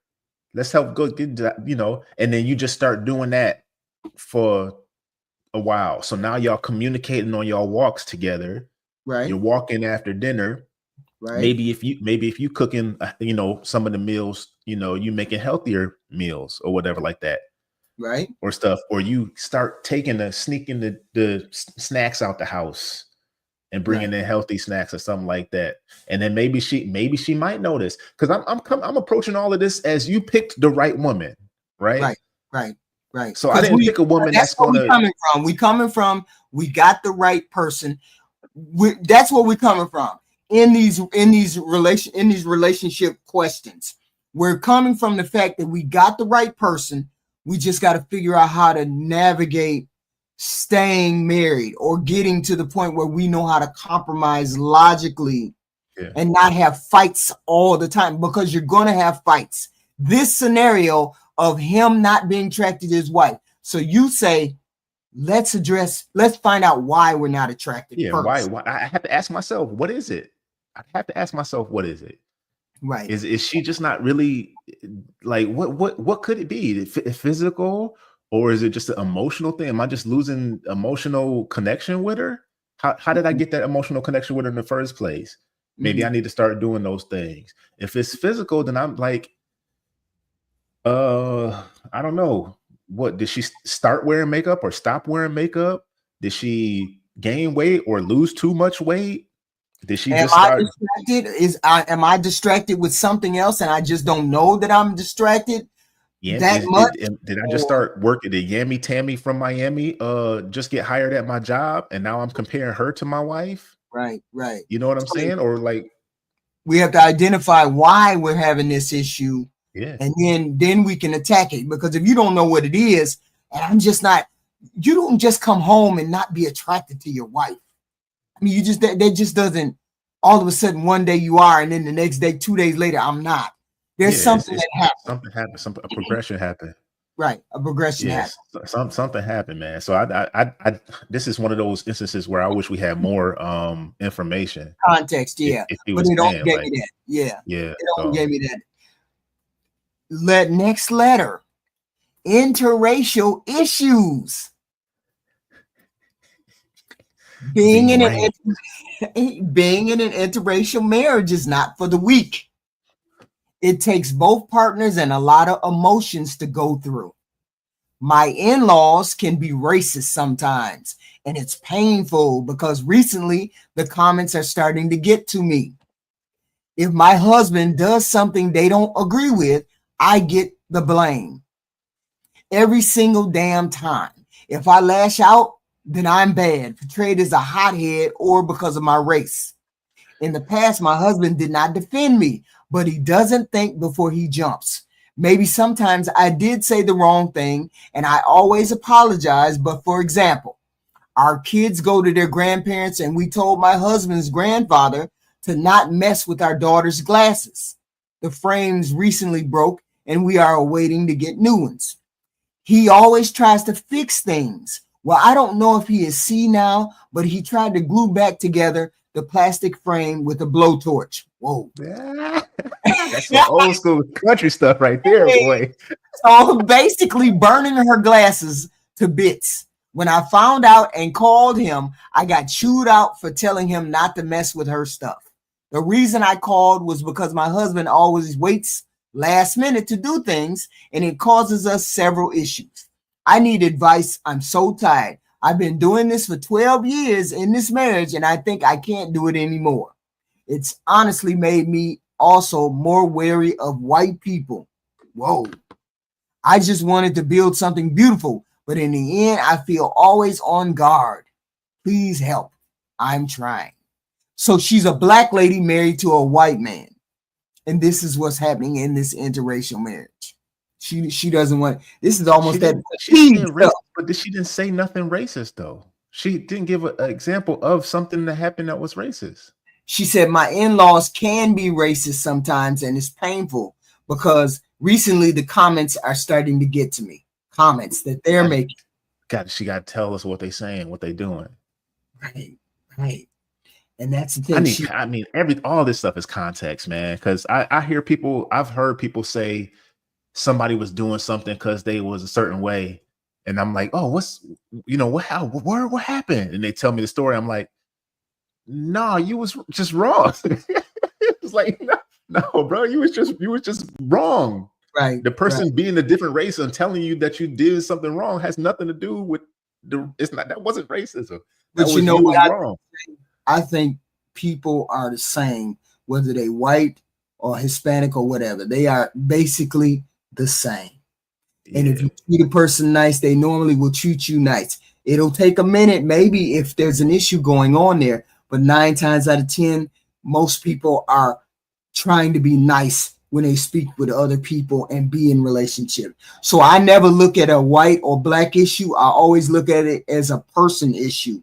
If you're a shitty person in Spanish, you're gonna be you're a shitty person. It is what it is. Okay. So I never look at somebody and say, oh, well, you need to address it in a different way or this, that, and the third.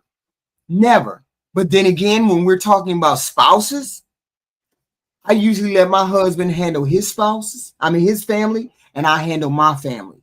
And then we never should have a crossing, because that way he can't feel some type of way if I say something to his mother, and I can't feel some type of way if I do the same.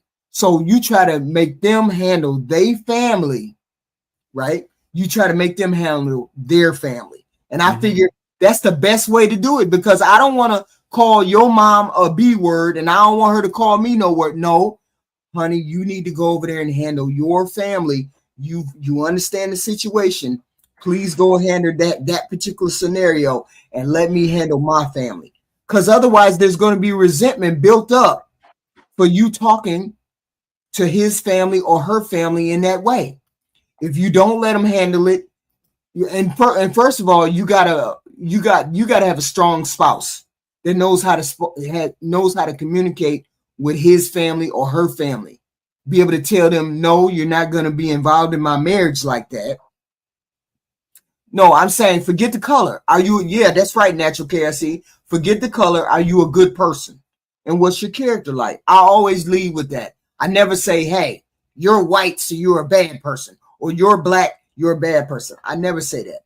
I'm always looking for people to be good human beings. And also, like, it's like I'm assuming this is a black woman and this is a white. Yeah, it's a black woman and a white guy.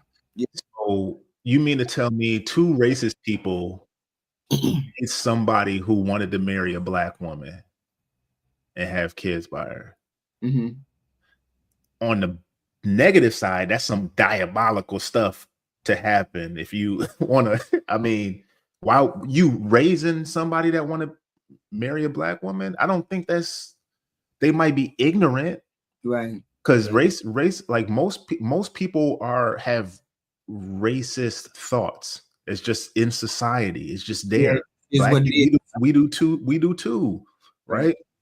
So it's. Well, I wouldn't call. Would you call it racist thoughts, or what would you call it? Is it racist thoughts? It is. It is racist thoughts. It is racist thoughts because you drive it on like comedians said, you be driving on the road and somebody cut you, man.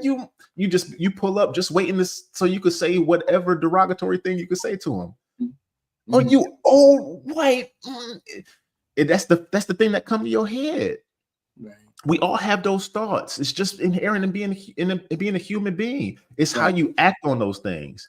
Okay. Feeding into the racism is laziness. It's ignorance based in laziness, because you don't want to get to know the person and you don't want to hold people accountable for their actions as an individual. With that being said, I'm in. No, I gotta go. I gotta go pick up my dog right now. Oh, okay. Well, then I got Zeus and Ty Pro. Thank you, Jay. Thank you, Jay. Thank you. Yeah. Ty Pro and Zeus. You said, let me up. What's the link? You want to read another scenario, or you got an answer for this scenario? Zeus.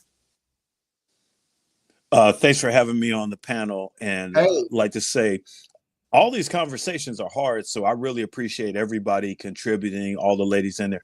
But I'm going to bow down and let Ty Pro speak. I love hearing that brother speak. So I'm going to just let he bounce off him. You came to answer a question, or you want a different scenario? No, I want to answer, but I want to hear him first. That's all. Oh, okay. I appreciate that, Zeus. I appreciate the words, brother. Can y'all hear me okay? Yes. You got some kind of drag, though, but that's okay. Yeah, I'm driving. I'm sorry. I'll be quick. I really had like a question because like I said in the chat, I don't really think I could marry a woman outside of my race because I get kind of passionate about certain issues. Okay. And I just wanted to understand, especially with Jay up here, like how do you handle certain social issues when you are with a white woman and you a black man? And you wanted Jay to answer that question. Oh, okay. I kind of wanted him to speak to it, just what I'm saying, he had to go get his puppy or whatever, but I just those be the thoughts that run across my mind, like the woman who had called the autistic boy an N-word. How do that come across the dinner table when you in an interracial relationship? I always Yeah, wondered those that would type be of interesting. yeah, That would definitely be and interesting. Ouch, ouch. I don't know. I wouldn't even begin to know. I I don't wouldn't even really begin to. I Damn. don't try to hold people to their race, but race is a big part of my understanding when I look at the world on a societal type of view, and when I'm looking at things that how we communicate with each other in the world, and the different forms of segregation that still kind of exist, like all the black people in the hood, white people But in you know what? suburbs. But When you I know look what, at that kind of, Ty? You know what, yeah, Ty? We do, and we can't help ourselves. We do hold each other. We do hold our race. We do look at that when we are with a spouse or we're with somebody that's of another race. We do look at them and say, "What the hell is wrong with your? What the hell is wrong with your people?" Because you want to say yeah, a certain thing. Because I know for a fact, white people will look. You know, white people looked at that. We don't know how to respond to that Carmelo Anthony. We don't know. You know what I'm saying? White people don't know how to respond to that, and they married to a black man. They don't know how to respond to that. Just like we, if we're married to a white woman, we wouldn't know how to respond to our wife if we heard that we were married to a white woman. So it's all we do hold our race accountable, or the other our spouse. We look at our spouse and say, "How the hell can your girl say the N word like that?" yeah. But you don't feel like that. I mean, it's a difficult conversation to have, especially now, because I don't even understand how to focus on something like that. Maybe Zeus got more insight than me. I don't even know what to say to something like that. Seeing as how he don't like dark skinned women, maybe he like white women. I hope that lamp fall on you.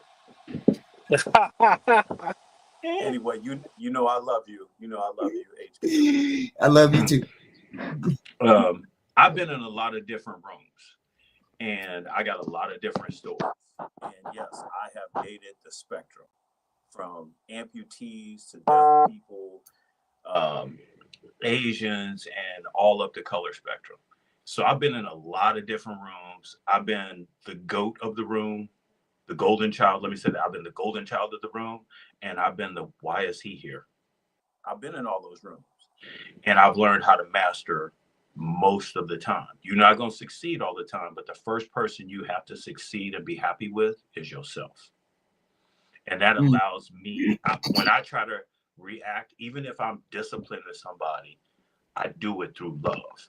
So it may be hard, but the mm, end result is to make it better, not to make the same situation happen. right. With that said, if you want, I'll try to cut it down to 2 minutes. I got a Mm. come here nigga boy story if you want it. If you want it, but you gotta ask for it. Definitely, definitely. I want to. Okay, Uh-oh. so I was in the Midwest. Thank you. Ty Pro will always give me at least one vote, at least half a vote from Ty Pro. I was a little kid. I was supposed to go somewhere on the subway system in Is Chicago. that Jay? Wait a minute. Hold on, Zeus. Hold on, Zeus. Is that Jay? Because he may have heard Ty Pro's question and he may have jumped up here to answer it. Jay, are you there? Yeah, I'm here. I'm on my cell phone right now, so I don't know how this is going to sound. Wait a minute. Did you hear Ty Pro question? No, I didn't. I heard Ty talking, but I was in the midst of getting my stuff collected, so I didn't hear everything.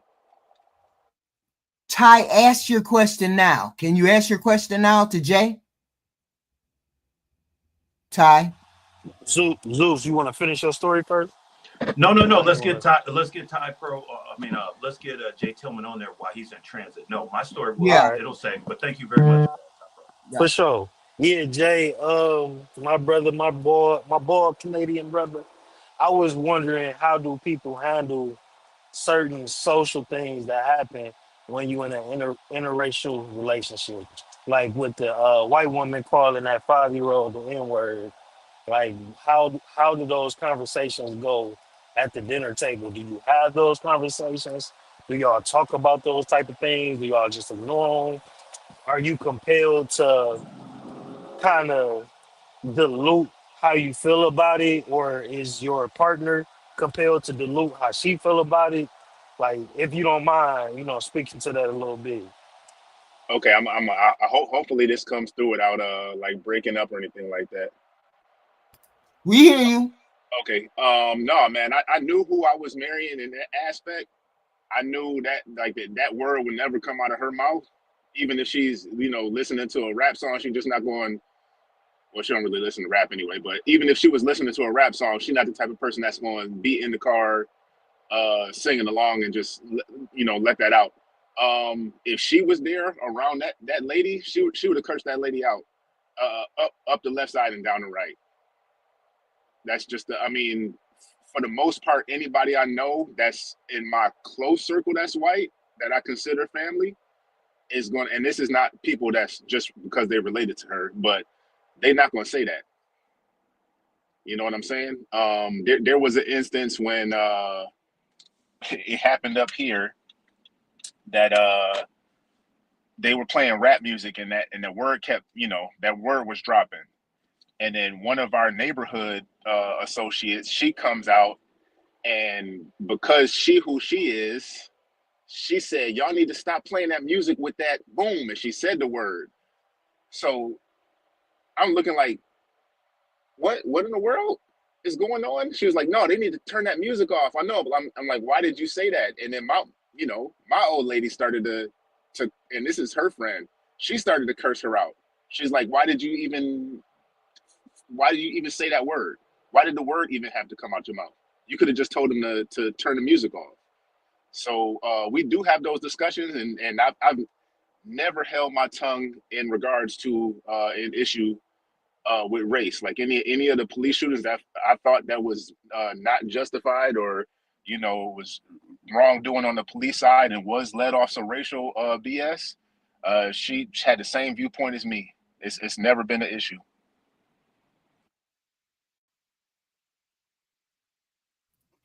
Type Pro. Okay, he came out. He probably can hear, but he probably can't talk. He's doing deliveries, I think, because he said he was driving. Oh, okay. Zeus, what was your story? Finish your story. I can do my story at another time. Why don't you give me your question? Because I didn't mean to bum rush the conversation. I want to keep in the flow that you had.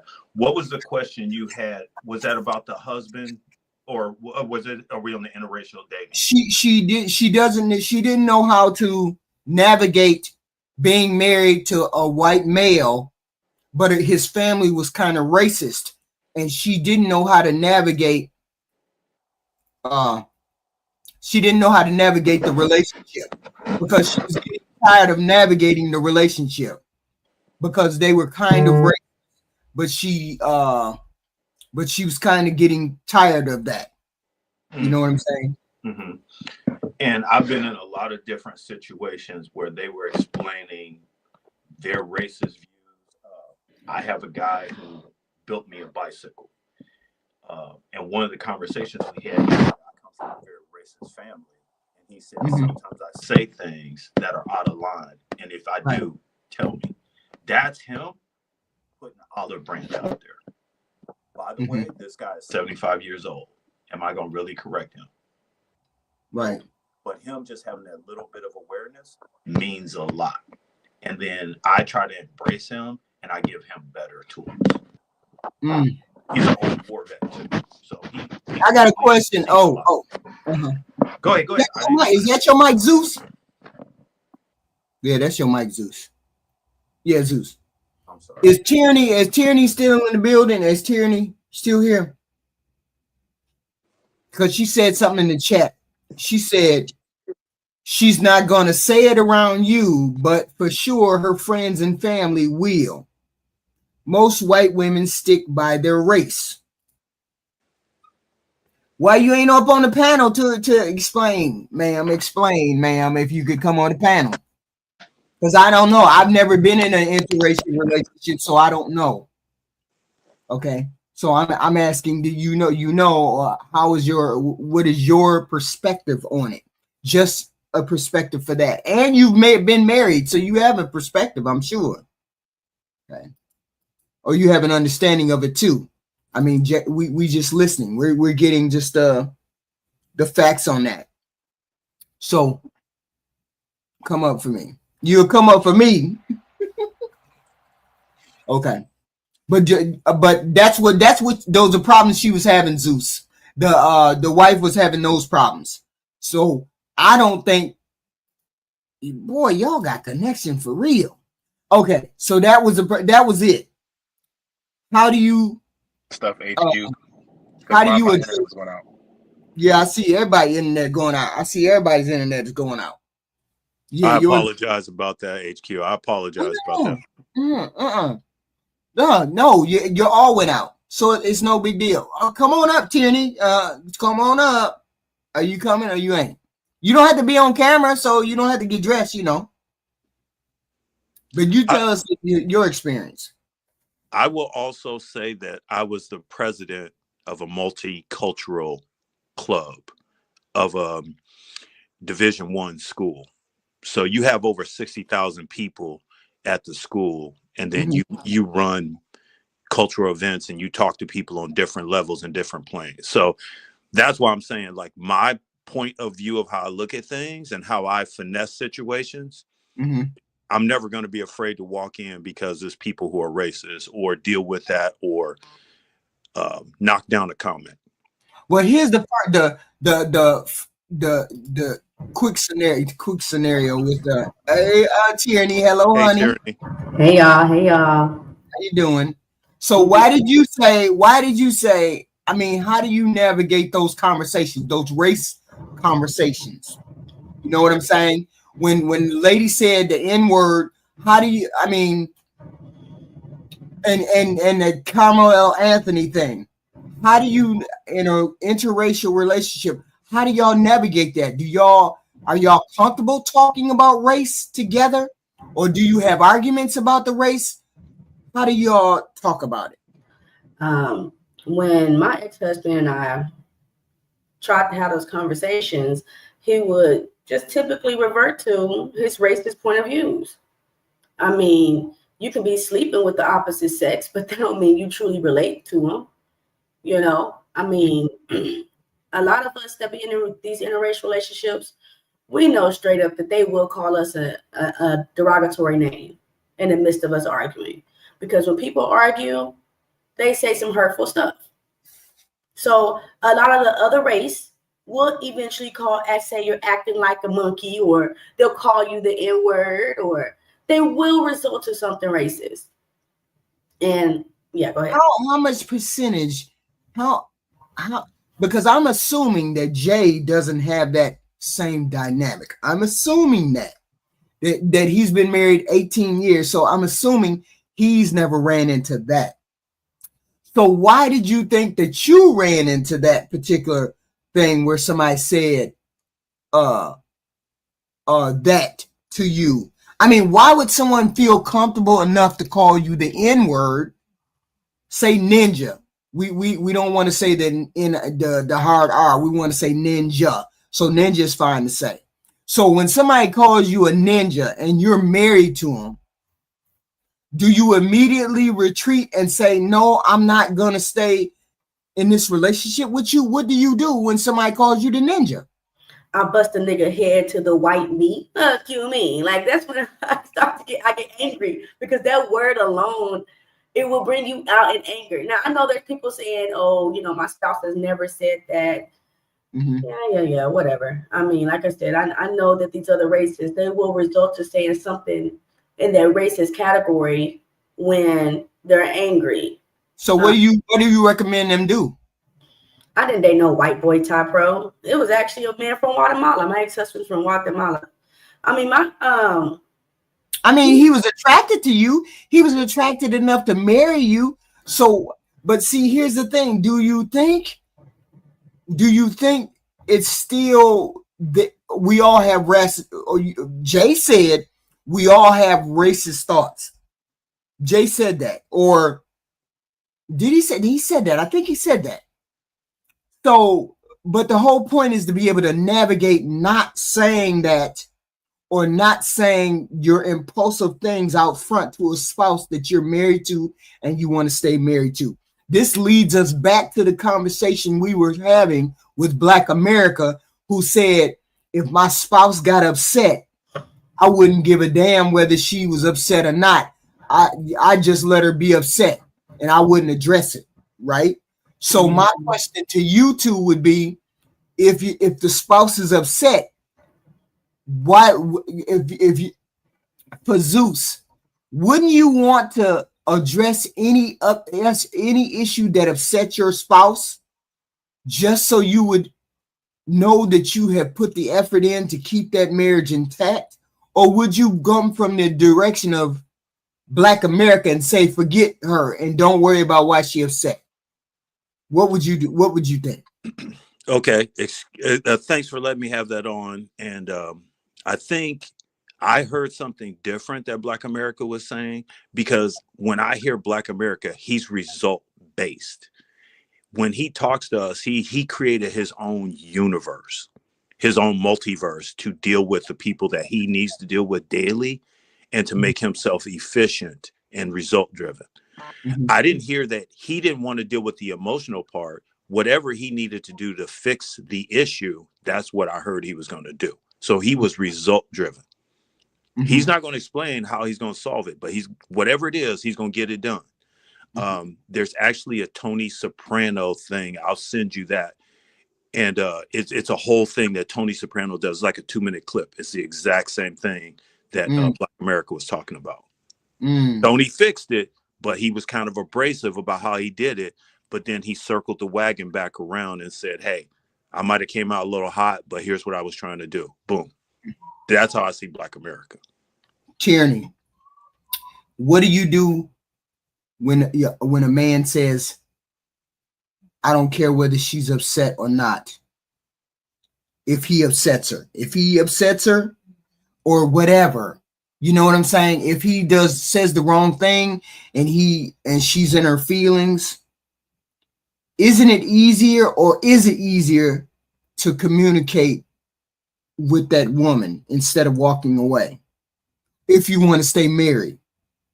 Yeah, he just said he don't care. That's all I need to hear. I don't need to hear anything else that comes after that. So what am I doing to myself to be with someone that can start off saying I don't care? Then I need to go. I think it's easier for me. I think women need to. Go ahead, on. I think when we're young, we get this impression where I gotta be married, so we stay. Girl, please. The next man will love you way more, and I am a living witness of that, because my ex was the man I had my kids by first, so I wanted to stay. And like I said, he was a different race, and regardless of the things that he would say, I gotta stay. Right. Absolutely not. The man that I have, the husband that I have now, is way better, and we don't have to worry about not relating to each other when it comes to race talk. So I would just say steer away from dating outside your race. That's just my opinion on that. Well, I mean, you say stay away from people dating outside of race. If that's something that most people are race loyal, though. Most people are race loyal.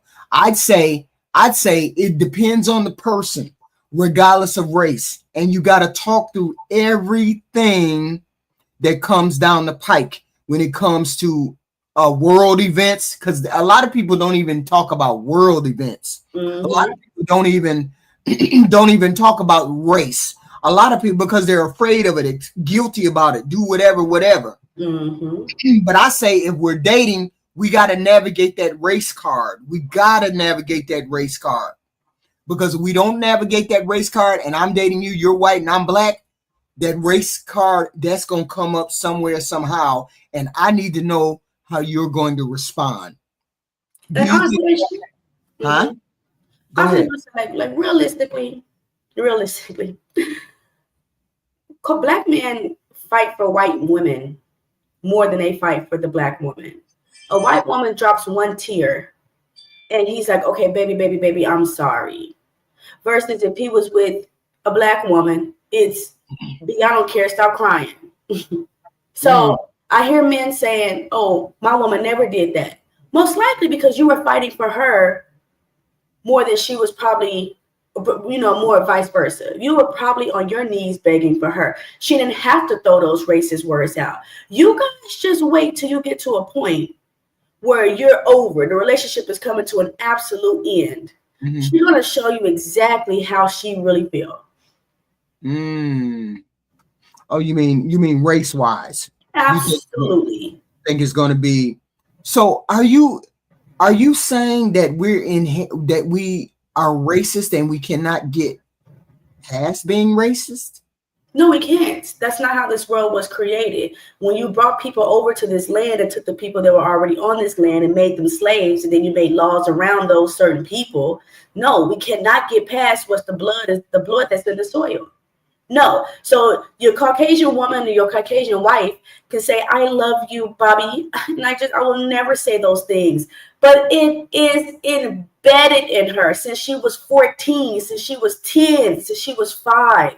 Even if she's hopping on it, it's still embedded in her. And what hurts me, HQ, is that it's like our black men see what's going on with their brothers in the news. They see that these women are starting as early as 19, hence Shannon Sharp, but they still rather take a risk. So where us black mothers are saying, stay away from that risk, they're saying, I'd rather take the risk. And it is hurting our financial future within our own community because y'all are giving your finances to a person that you rather take a risk on. Zeus, what say you? I just heard somebody talk in circles, but go ahead. What do you want me to say? I'm the only person talking, but go ahead. I'm saying you respond to tyranny. What do you want me to respond to? I mean, I think as people, as black people, I hear way more of us use the word nigger in a derogatory term than anybody else. And I've been in a lot of rooms. I'm not saying I haven't heard white people say it. I haven't heard white people not block it. But I can tell you most of the time when I'm in a room, the people who block anybody, and I'll just use a Yugoslavian or Palestinian guy. Palestinian guy comes in. The guy everybody votes for him in. The guy who votes them down is the other Palestinian guy. I think that's all races.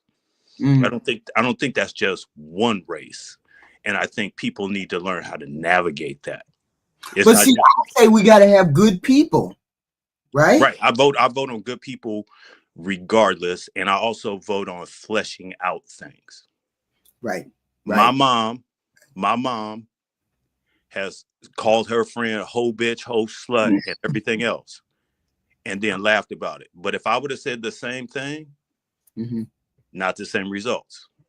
Everybody has a lane. And sometimes we all need to dampen our lane. That's what I think. With that said, I'm in. Okay. So I think we all hit good people, bad or good. We hit good or bad people. It is what it is. And I believe regardless of race, you just got to find that right person. We'll always think of us as having the right person. If you have all the bones in place, 10 check marks, and they check 8 of them, we're going to work with the other 2. We're going to figure it out. That being said, we want to be married for a time period. We don't want to just get married and then get out of the marriage. I want to have a conversation about all aspects of being married. I want to have a conversation about all things that could come up in that marriage. That includes race. And you should have the race question with somebody who is the same race as you.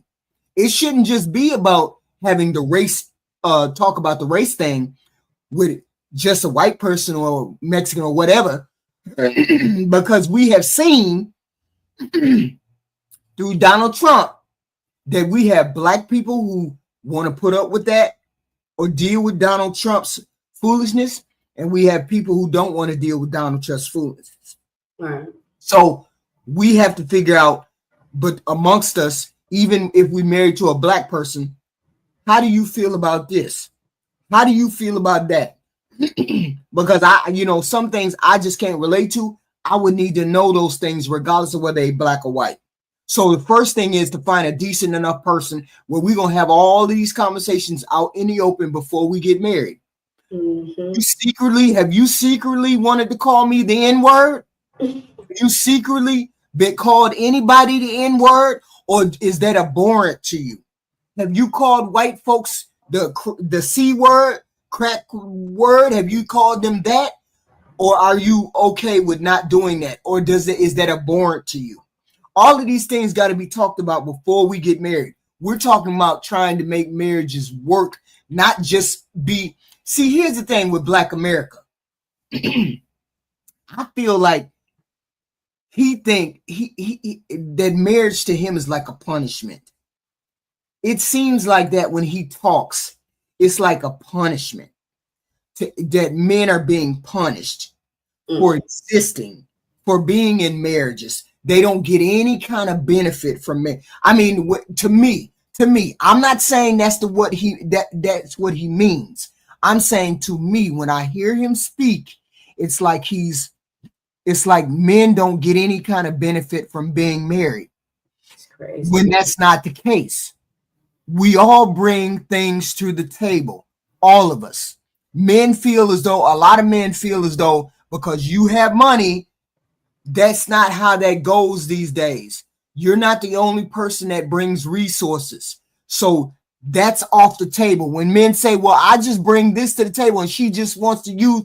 No, I have a job just like you have a job. So I bring money and I bring resources just like you bring money and resources. What we bring to the table, you can bring to the table as well. It's the way I look at things. Somebody might look at it differently. It is what it is. Protection is a different story, but that's a part of the tools that you bring to the relationship. Your protection is what you bring to the relationship. Your money is not what you bring to the relationship because I have money too. We both in modern day have money. So money is not what I bring you bring to the table and I bring to. We both have that. So that has to be a negative. I'm saying when you recognize the fact, or Black America doesn't seem to recognize the fact that women bring things to the table too. Just like he brings things to the table and he's not getting the short end of the stick. He feels like it, but Black America is a different breed. Black America is a different type man. The normal everyday younger men who want to engage in relationships, be honest and upfront, worry about why his wife is crying, worry about why his wife is upset. Those are two totally different men. But that's why I had asked if he's ever been cheated on, because a lot of men don't want to get divorced. Mr. Black America? Yeah, I wonder if his wife has ever cheated on him. I thought he said something at one point, but I ain't sure what that was. I ain't sure what that was. And I want to say this right quick before Q hops in. A lot of people don't know this, but my mom was married to a white man. So my last 2 years of high school, I moved to the country with my Caucasian stepfather and his two Caucasian top pro. If you feel that way, then stop talking about me. Stop talking to me in the chat. But anyways, and I'm with my two Caucasian stepsisters. And even though my mom and my stepdad loved each other, what hurt them the most was the outside influence. Okay? So if it was just them two and maybe my brother and myself, they probably would have had a successful marriage. But because my stepsisters, his mother, his brother, because they always doing their racist opinions, you know, they always try to find a reason to say something about my mom. It made their relationship hard. So, like I said, no matter how much they agreed on everything, on the president, on the world, on racism, how much my mom and her white husband, because he married her, how much she loved him and he loved her, what made their relationship fail was their family. And that's why me and Natural was saying that it is usually the culture that we usually don't get along with or we can't relate to each other because it ends up conflicting.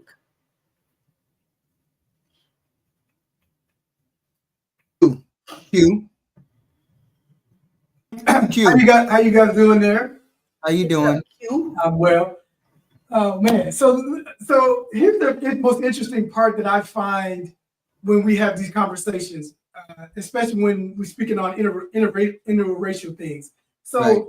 I'm not discounting Tyranny's experience, but the problem is her experience is only one perspective.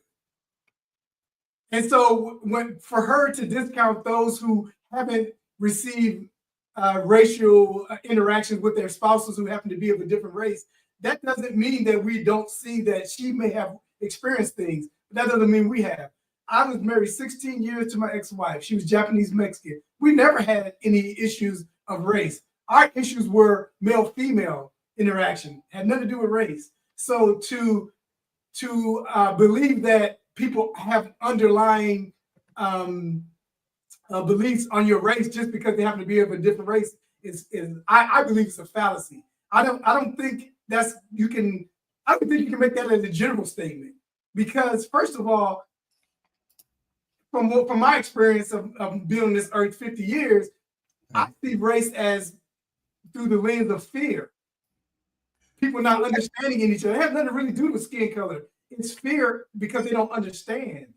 Right. And for people who are willing to try to understand somebody else, you can tear down those walls. Is it easy? No, because most of us don't interact with each other long enough to be able to understand one another. And so this racism / bigotry is perpetuated. Right. And I believe it's I believe we all, if we find a good person, most people it's ignorance, and sometimes it's a little bit of guilt.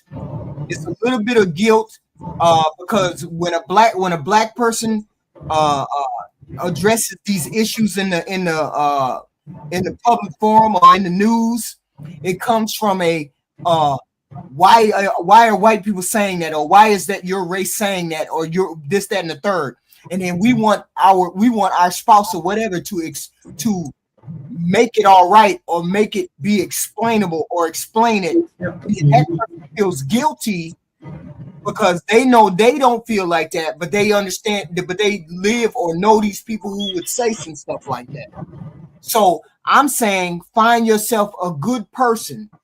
Find a good person and have these conversations early in the relationship. Why are you there? Okay, for example, you go on a date with somebody that's white or whatever, or black or whatever, and you a different race.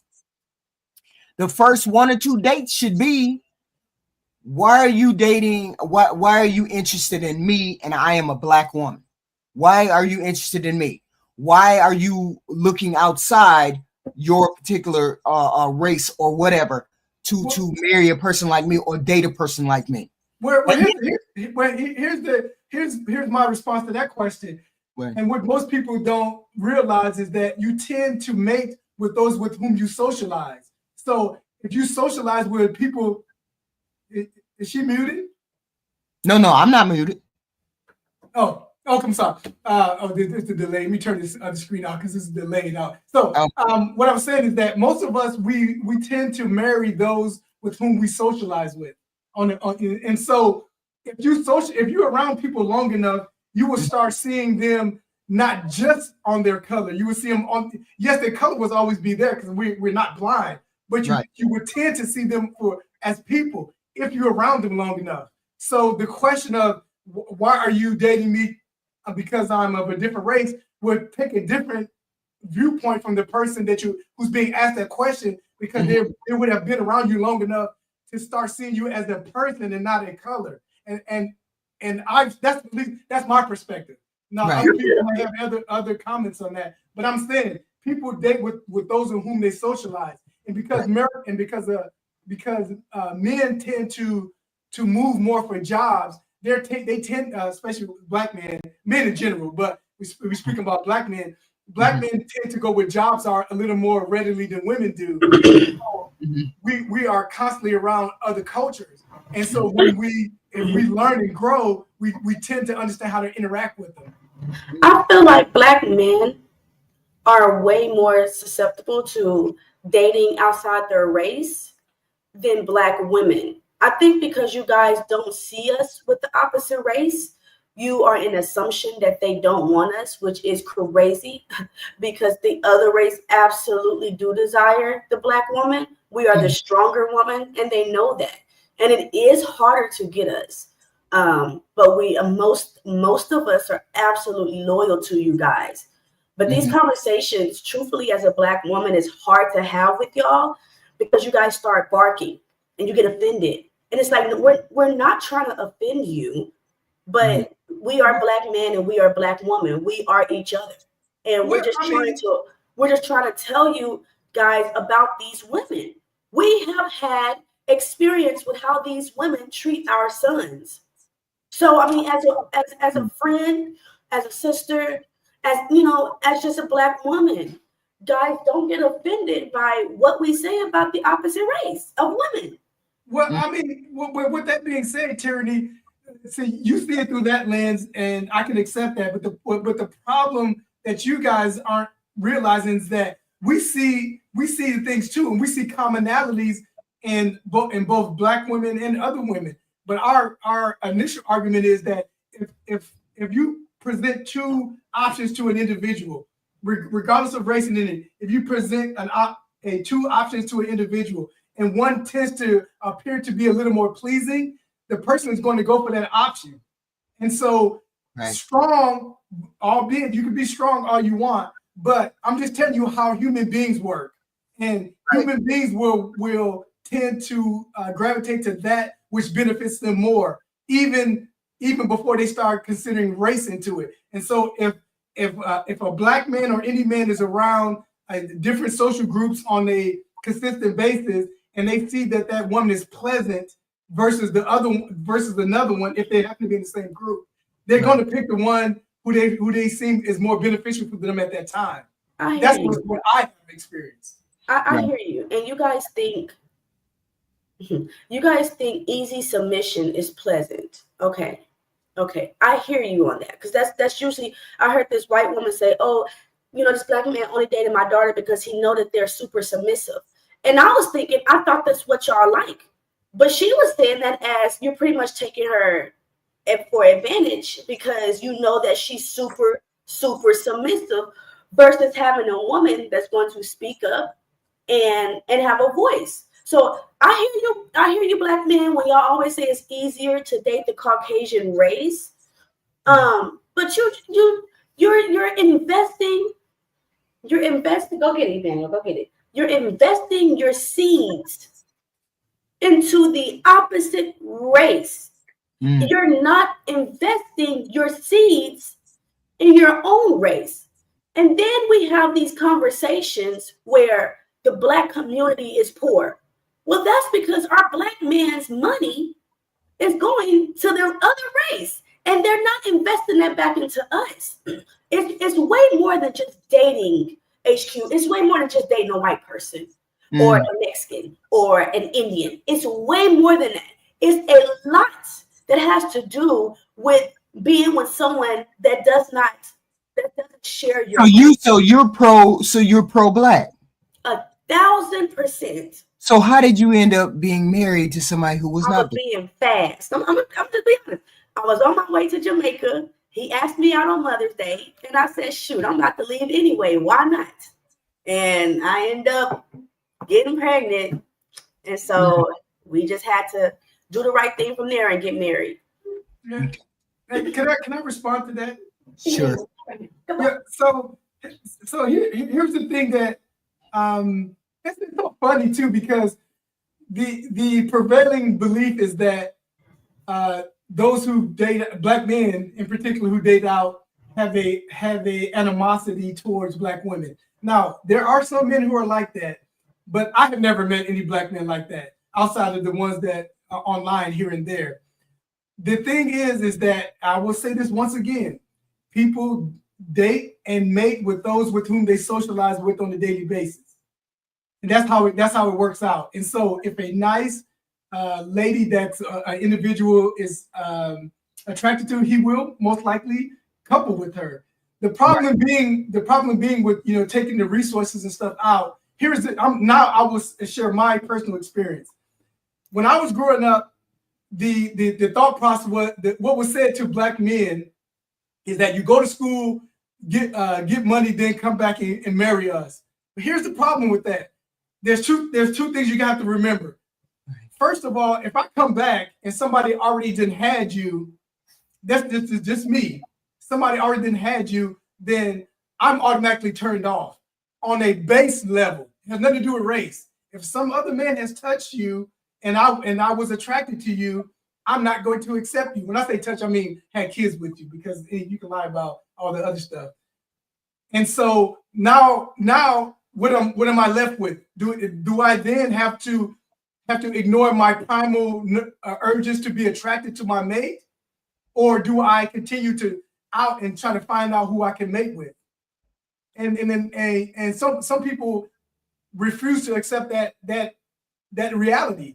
I'm going to marry the one who I'm attracted to, because that's who I will approach. That's just how it works. I'm not going to approach somebody who I'm not attracted to. And that's not just even physical first. The secondary is the attitude. If I'm approaching somebody, no matter what the race is, if their attitude doesn't align with how I move on a daily basis, it's not going to work, regardless of the race. And so now, and we got to put the third thing in there: time.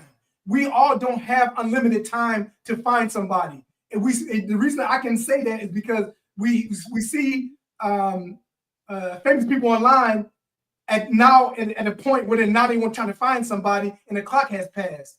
Mating and dating, especially if you want to have kids, you don't have an unlimited amount of time.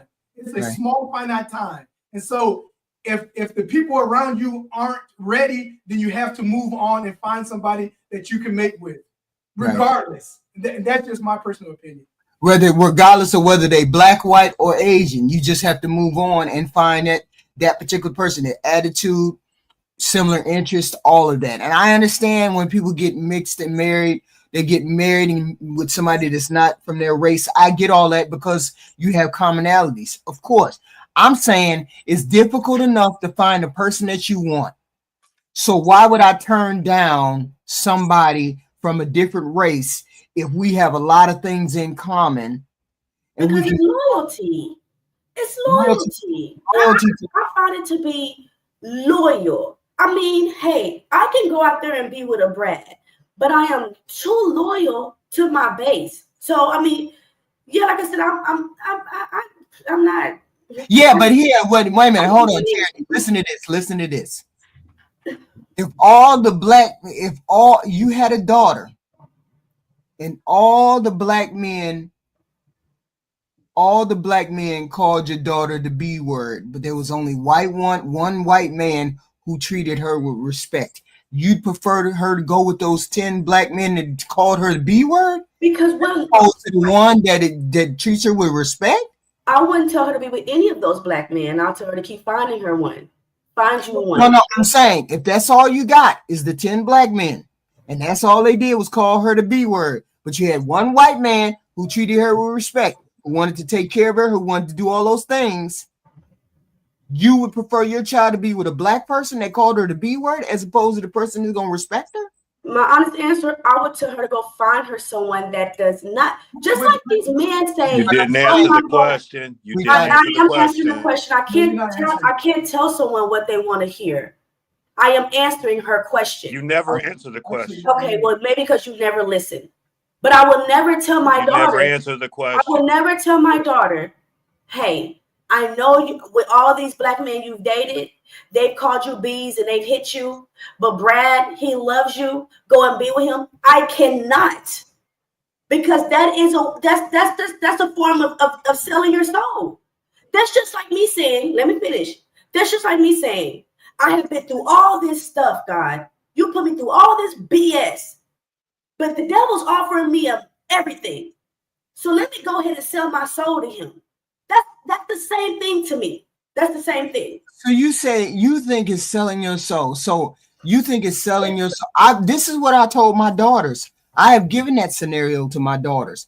I said, you go with the person that treats you with respect. You go with the person that treats you how you want to be treated.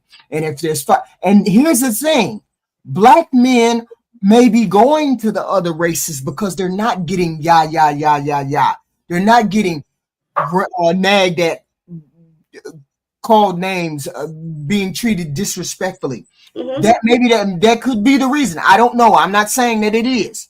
Right. I'm saying, but why are we blaming a person who doesn't find what they want in these 10 men? Why are we not encouraging them to go with the one person that is treating them with respect as opposed to the 10 that are not? And we can turn it around and say 10 white men and the one black man to a white woman. We could say that to her. Why would you choose? Why would you stay where you're disrespected? If that's the case, why wouldn't you date that one person that would respect you? And you're saying it's race loyalty. Yeah, but race loyalty comes to a certain point. How do we know? How do you know this person won't respect your race? You're saying either way, oh, you're not gonna change your mind. You're just gonna be with somebody that's black, regardless of what they do to you. I'm going to, me personally, y'all not asking the world, y'all asking tyranny. Me personally, right. I would advise my daughter, if the 10 didn't work, then go find the number 11. I'm not telling my daughter to go and be with someone that I know. Okay, I'm actually like peanut butter. I'm not but Tyranny, do you hear her? Do you understand the hypocrisy that we're looking at? Because you were married to somebody that was not black. That was not because I chose him. I just told you that. That wasn't because I went on a date with him and I said this, I love you. And that wasn't because I chose him. That was because we got pregnant. And then we moved forward from there. So I could have stayed a baby mama. He could have stayed a baby daddy. Or we could have got married and lived as husband and wife in our household with our children. But by choice, absolutely not. Absolutely not. I wouldn't have chose him. Well, here's my question. But I understand that the inclination to say the first 10 didn't work, keep looking. But I'm telling you guys, you're not considering time. You don't have a limited time to check for somebody. Right. Men have a little bit more time than women. Well, actually a lot more, but in general, a little more time than women. And so if you proceed with and remember this, black is only one aspect of the overall need that the person has to have to be your mate. That's one. And so they have to have all these other things. Time is a huge component of picking, and you don't have a limited time. So if you're content with riding out the rest of life alone, that's fine. But you have to, but then you can't blame the market at that point. And that's what tends to happen. People wait too long, don't find somebody, and they blame the market or blame the other gender. Well, when I say the market, they tend to blame the other gender. You know, is what it is. And so, yes, I understand that picking somebody of your own race will be ideal. It will remove the racial aspect of it. We could all agree on that one. However, those other aspects of a person being adequate for your mate, it still takes time to find, and you don't have limited time. And so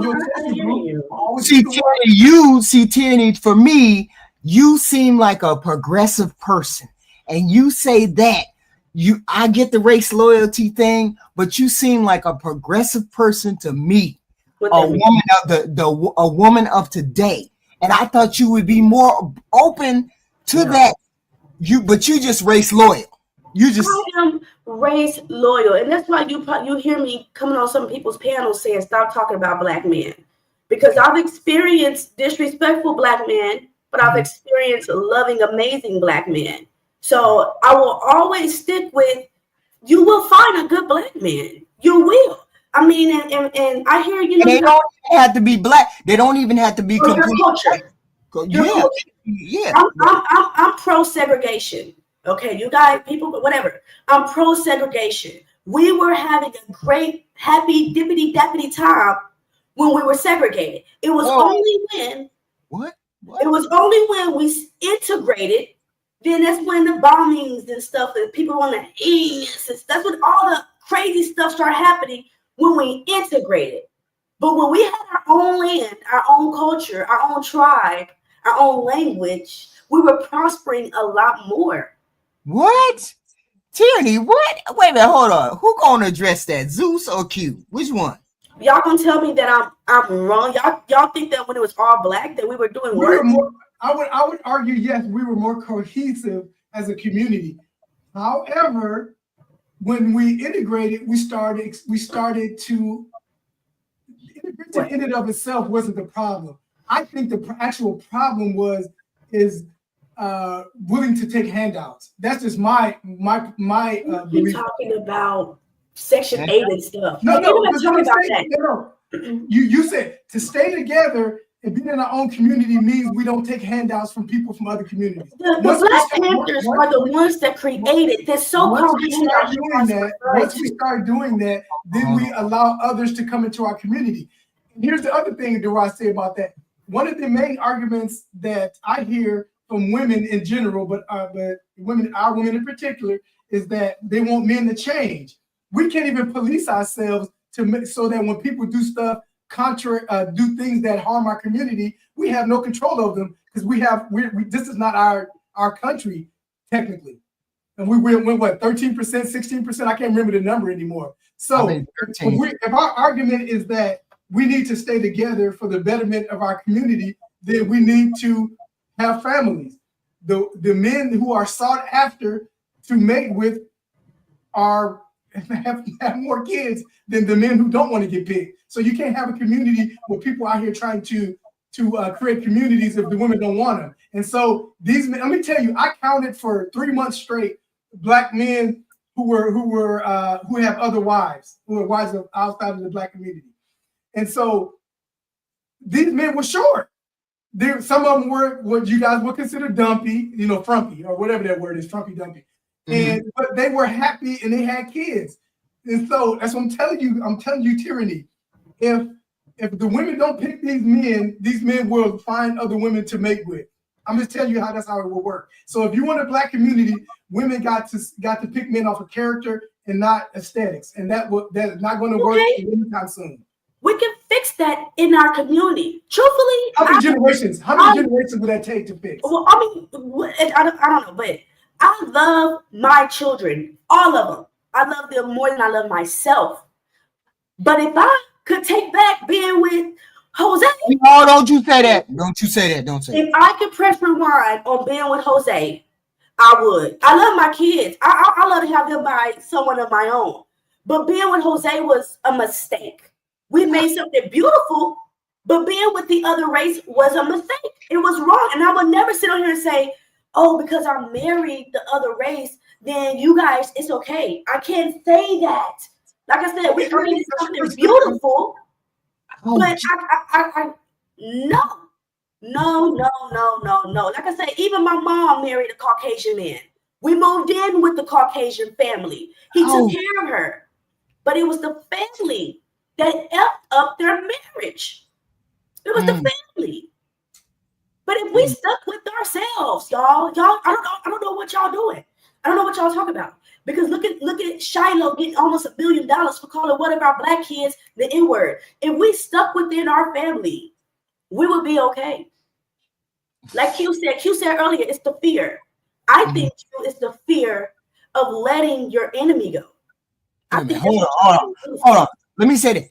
I got 30 people in here. I've been on 2 hours. I ain't got one super chat. What the hell happened? Come on, man. Super chat. We ain't super chatting. We ain't doing nothing. Really? I've been in here all this time. We've been in here all this time having this conversation, and ain't nobody super chatted. One super chat. What's going on with y'all? Did somebody have to kick me off the panel? Why everybody come to my channel and they don't super chat? They go to everybody else's channel super chat. Don't nobody super chat over here. What's going on? Yeah. Well, I got to go exercise. I appreciate the conversation, and everybody in the chat. You may not agree with Tyranny as there's multiple points I don't agree with, but you got to hear them. The reason you need to hear them so that you can germinate on them, so you can figure out a solution to the problem. Right. And in America, we're never going to be. I can't foresee. I shouldn't say never. I can't foresee a time where we will be segregated again without major casualties. And so, if that's the case, and we have to still interact with each other. We're going to have to figure it out. Right. If we allow fear to dictate our actions, we will always be playing catch up. First of all, not to mention, America's probably in 2030 and 2040 census is going to tell us how America's going to fall anyway. But that's another story. Y'all leave Tierney alone. She got to say what she got to say. Thank you, Q, for showing up. Yeah, you got to take it easy. Have a good time. Tierney, give that baby a kiss for me. I love babies. I love babies being born. We need our species to grow, species in general to grow. Zeus, my daughter turned 1 tomorrow. So already? Wow, it is. Thank you. Dang it, it's beautiful. That is quick, ain't it? It's a year. Jesus. Zeus, say you. What you say, Zeus? I'm just listening to this. It's very interesting. Tierney says she respects black men, but I don't think I've ever heard her not shit on Jay Tillman when she comes on. And that's let me finish. Okay. And it's I mean, we could be talking about baseball and you'll bring up something about his interracial marriage and I get confused. With that said, I'll often find people who don't answer questions and they remix the question. I don't know why that is. So that's what I was pointing out earlier, Tierney. You don't have to explain that, but that's what I was pointing out. Okay. Hold on. Big Bad Bull, $20. Thank you, sir. Love you, HQ and Tierney. Keep the party going. Thank you, sir. Thank you. Super chats are open. Cash App is open all night. I only got one, and that was Big Bad Bull who came in the door. Always super chat. I thank you, sir. But I see all of y'all every day, and nobody got $2, $5 to super chat for the conversation. That's weird to me. Thank you, Zeus. I got your super chat. Thank you, sir.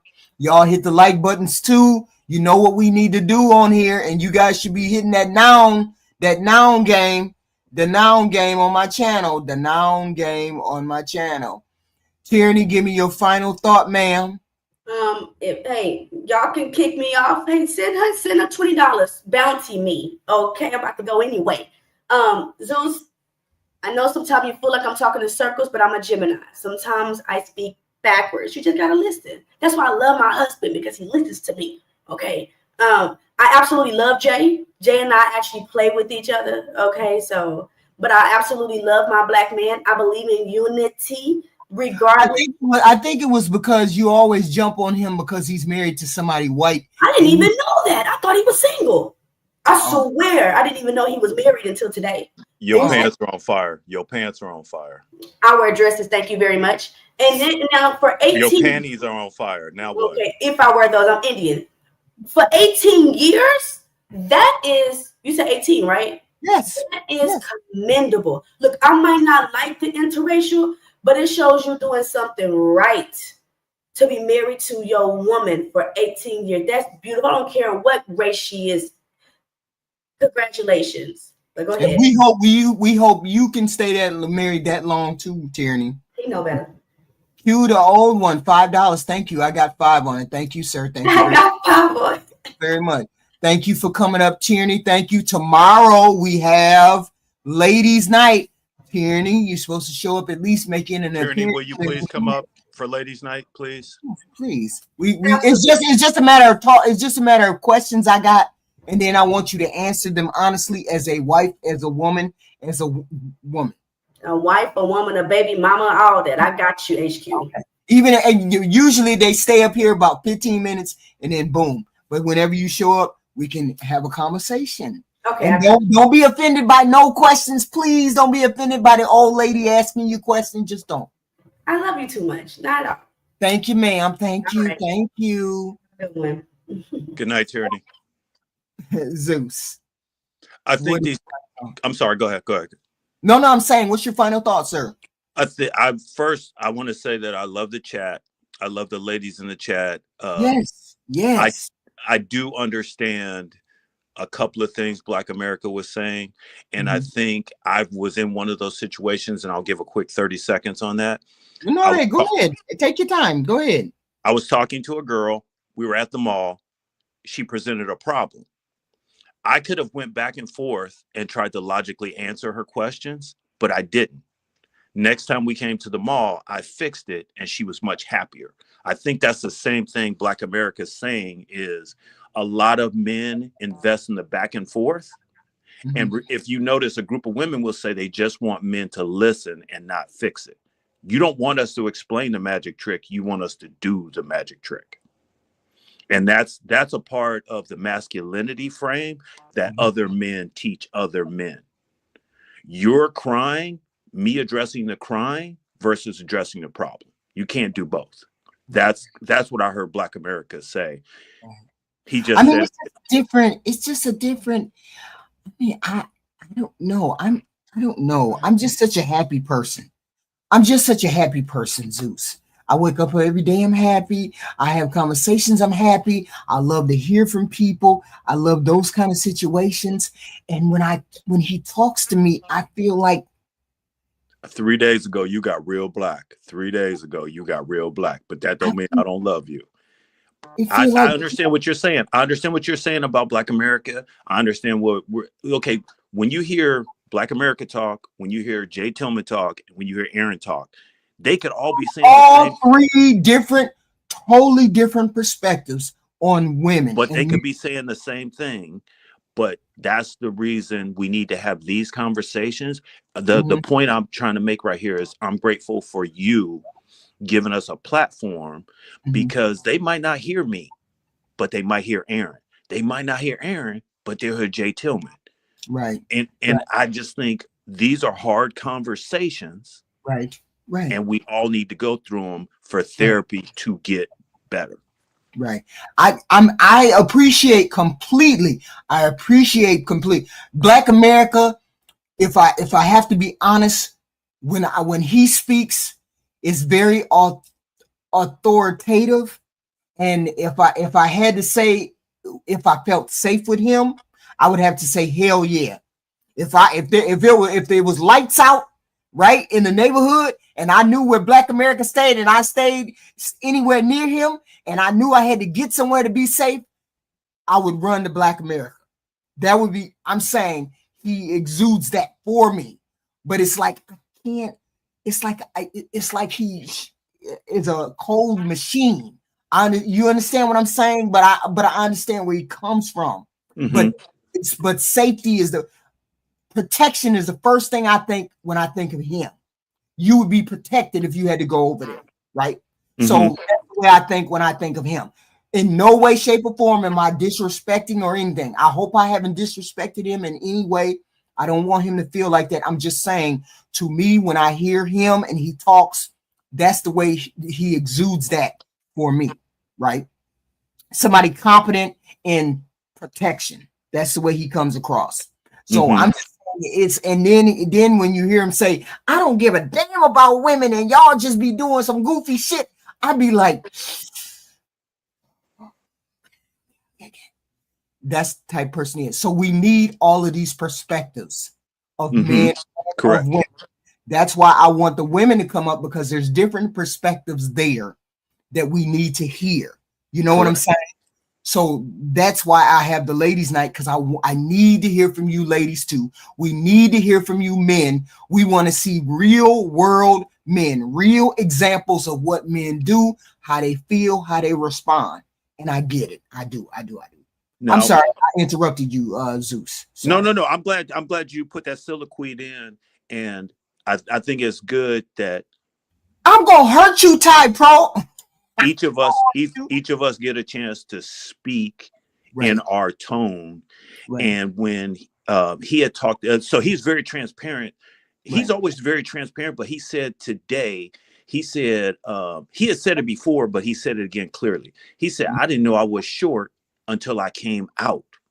Meaning when he was on the street and he was running street game, nobody talked about his height. It was about his resources.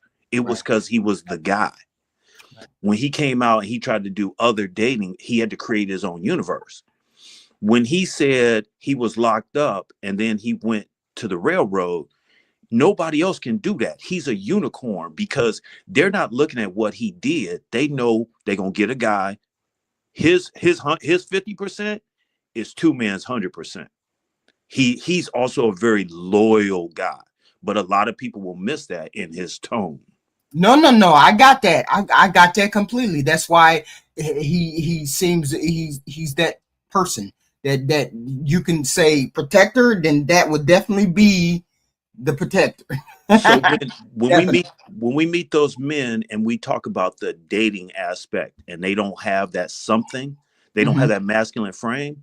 He is the guy that helps those guys. But the thing is, you can put them in a program in 10 months, they'll be a different man. But if they with him for 2 weeks, it's going to be a hard 2 weeks, but they're going to be a better man. Right. I have worked with men who was on suicide watch. Their wife had died. They was lost. And you have to be really hard. Like, hey, you going to do this. And then you going to call me back at 12. Hey, it's 4 a.m. How come you're not up walking? I don't care about your need. You need those type of men because that puts us in the masculine frame. Remember the guy who got out of prison and didn't have no job? Right. And then he was like, well, I was kind of doing this and that. That's where Black America comes in and gives him the framework. Oh yeah, I see all of that. I see all of that. I don't want him to think I don't see all of that. I see all of that. I see him because that I see him. That's all I'm gonna say. I see him. Okay.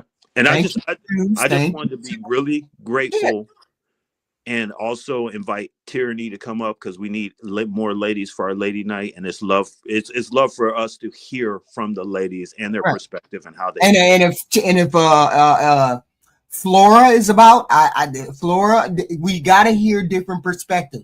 You may not like it, but she is modern day. She does understand that whole dynamic. We have to hear from those type of people but how do I know this is a good thing if I don't know what a bad thing is?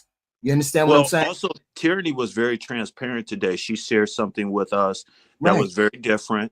Right. And she put it out there, and you cannot love that. You cannot not love that. That is very thankful that she was able to do that. So we appreciate Tyranny as well.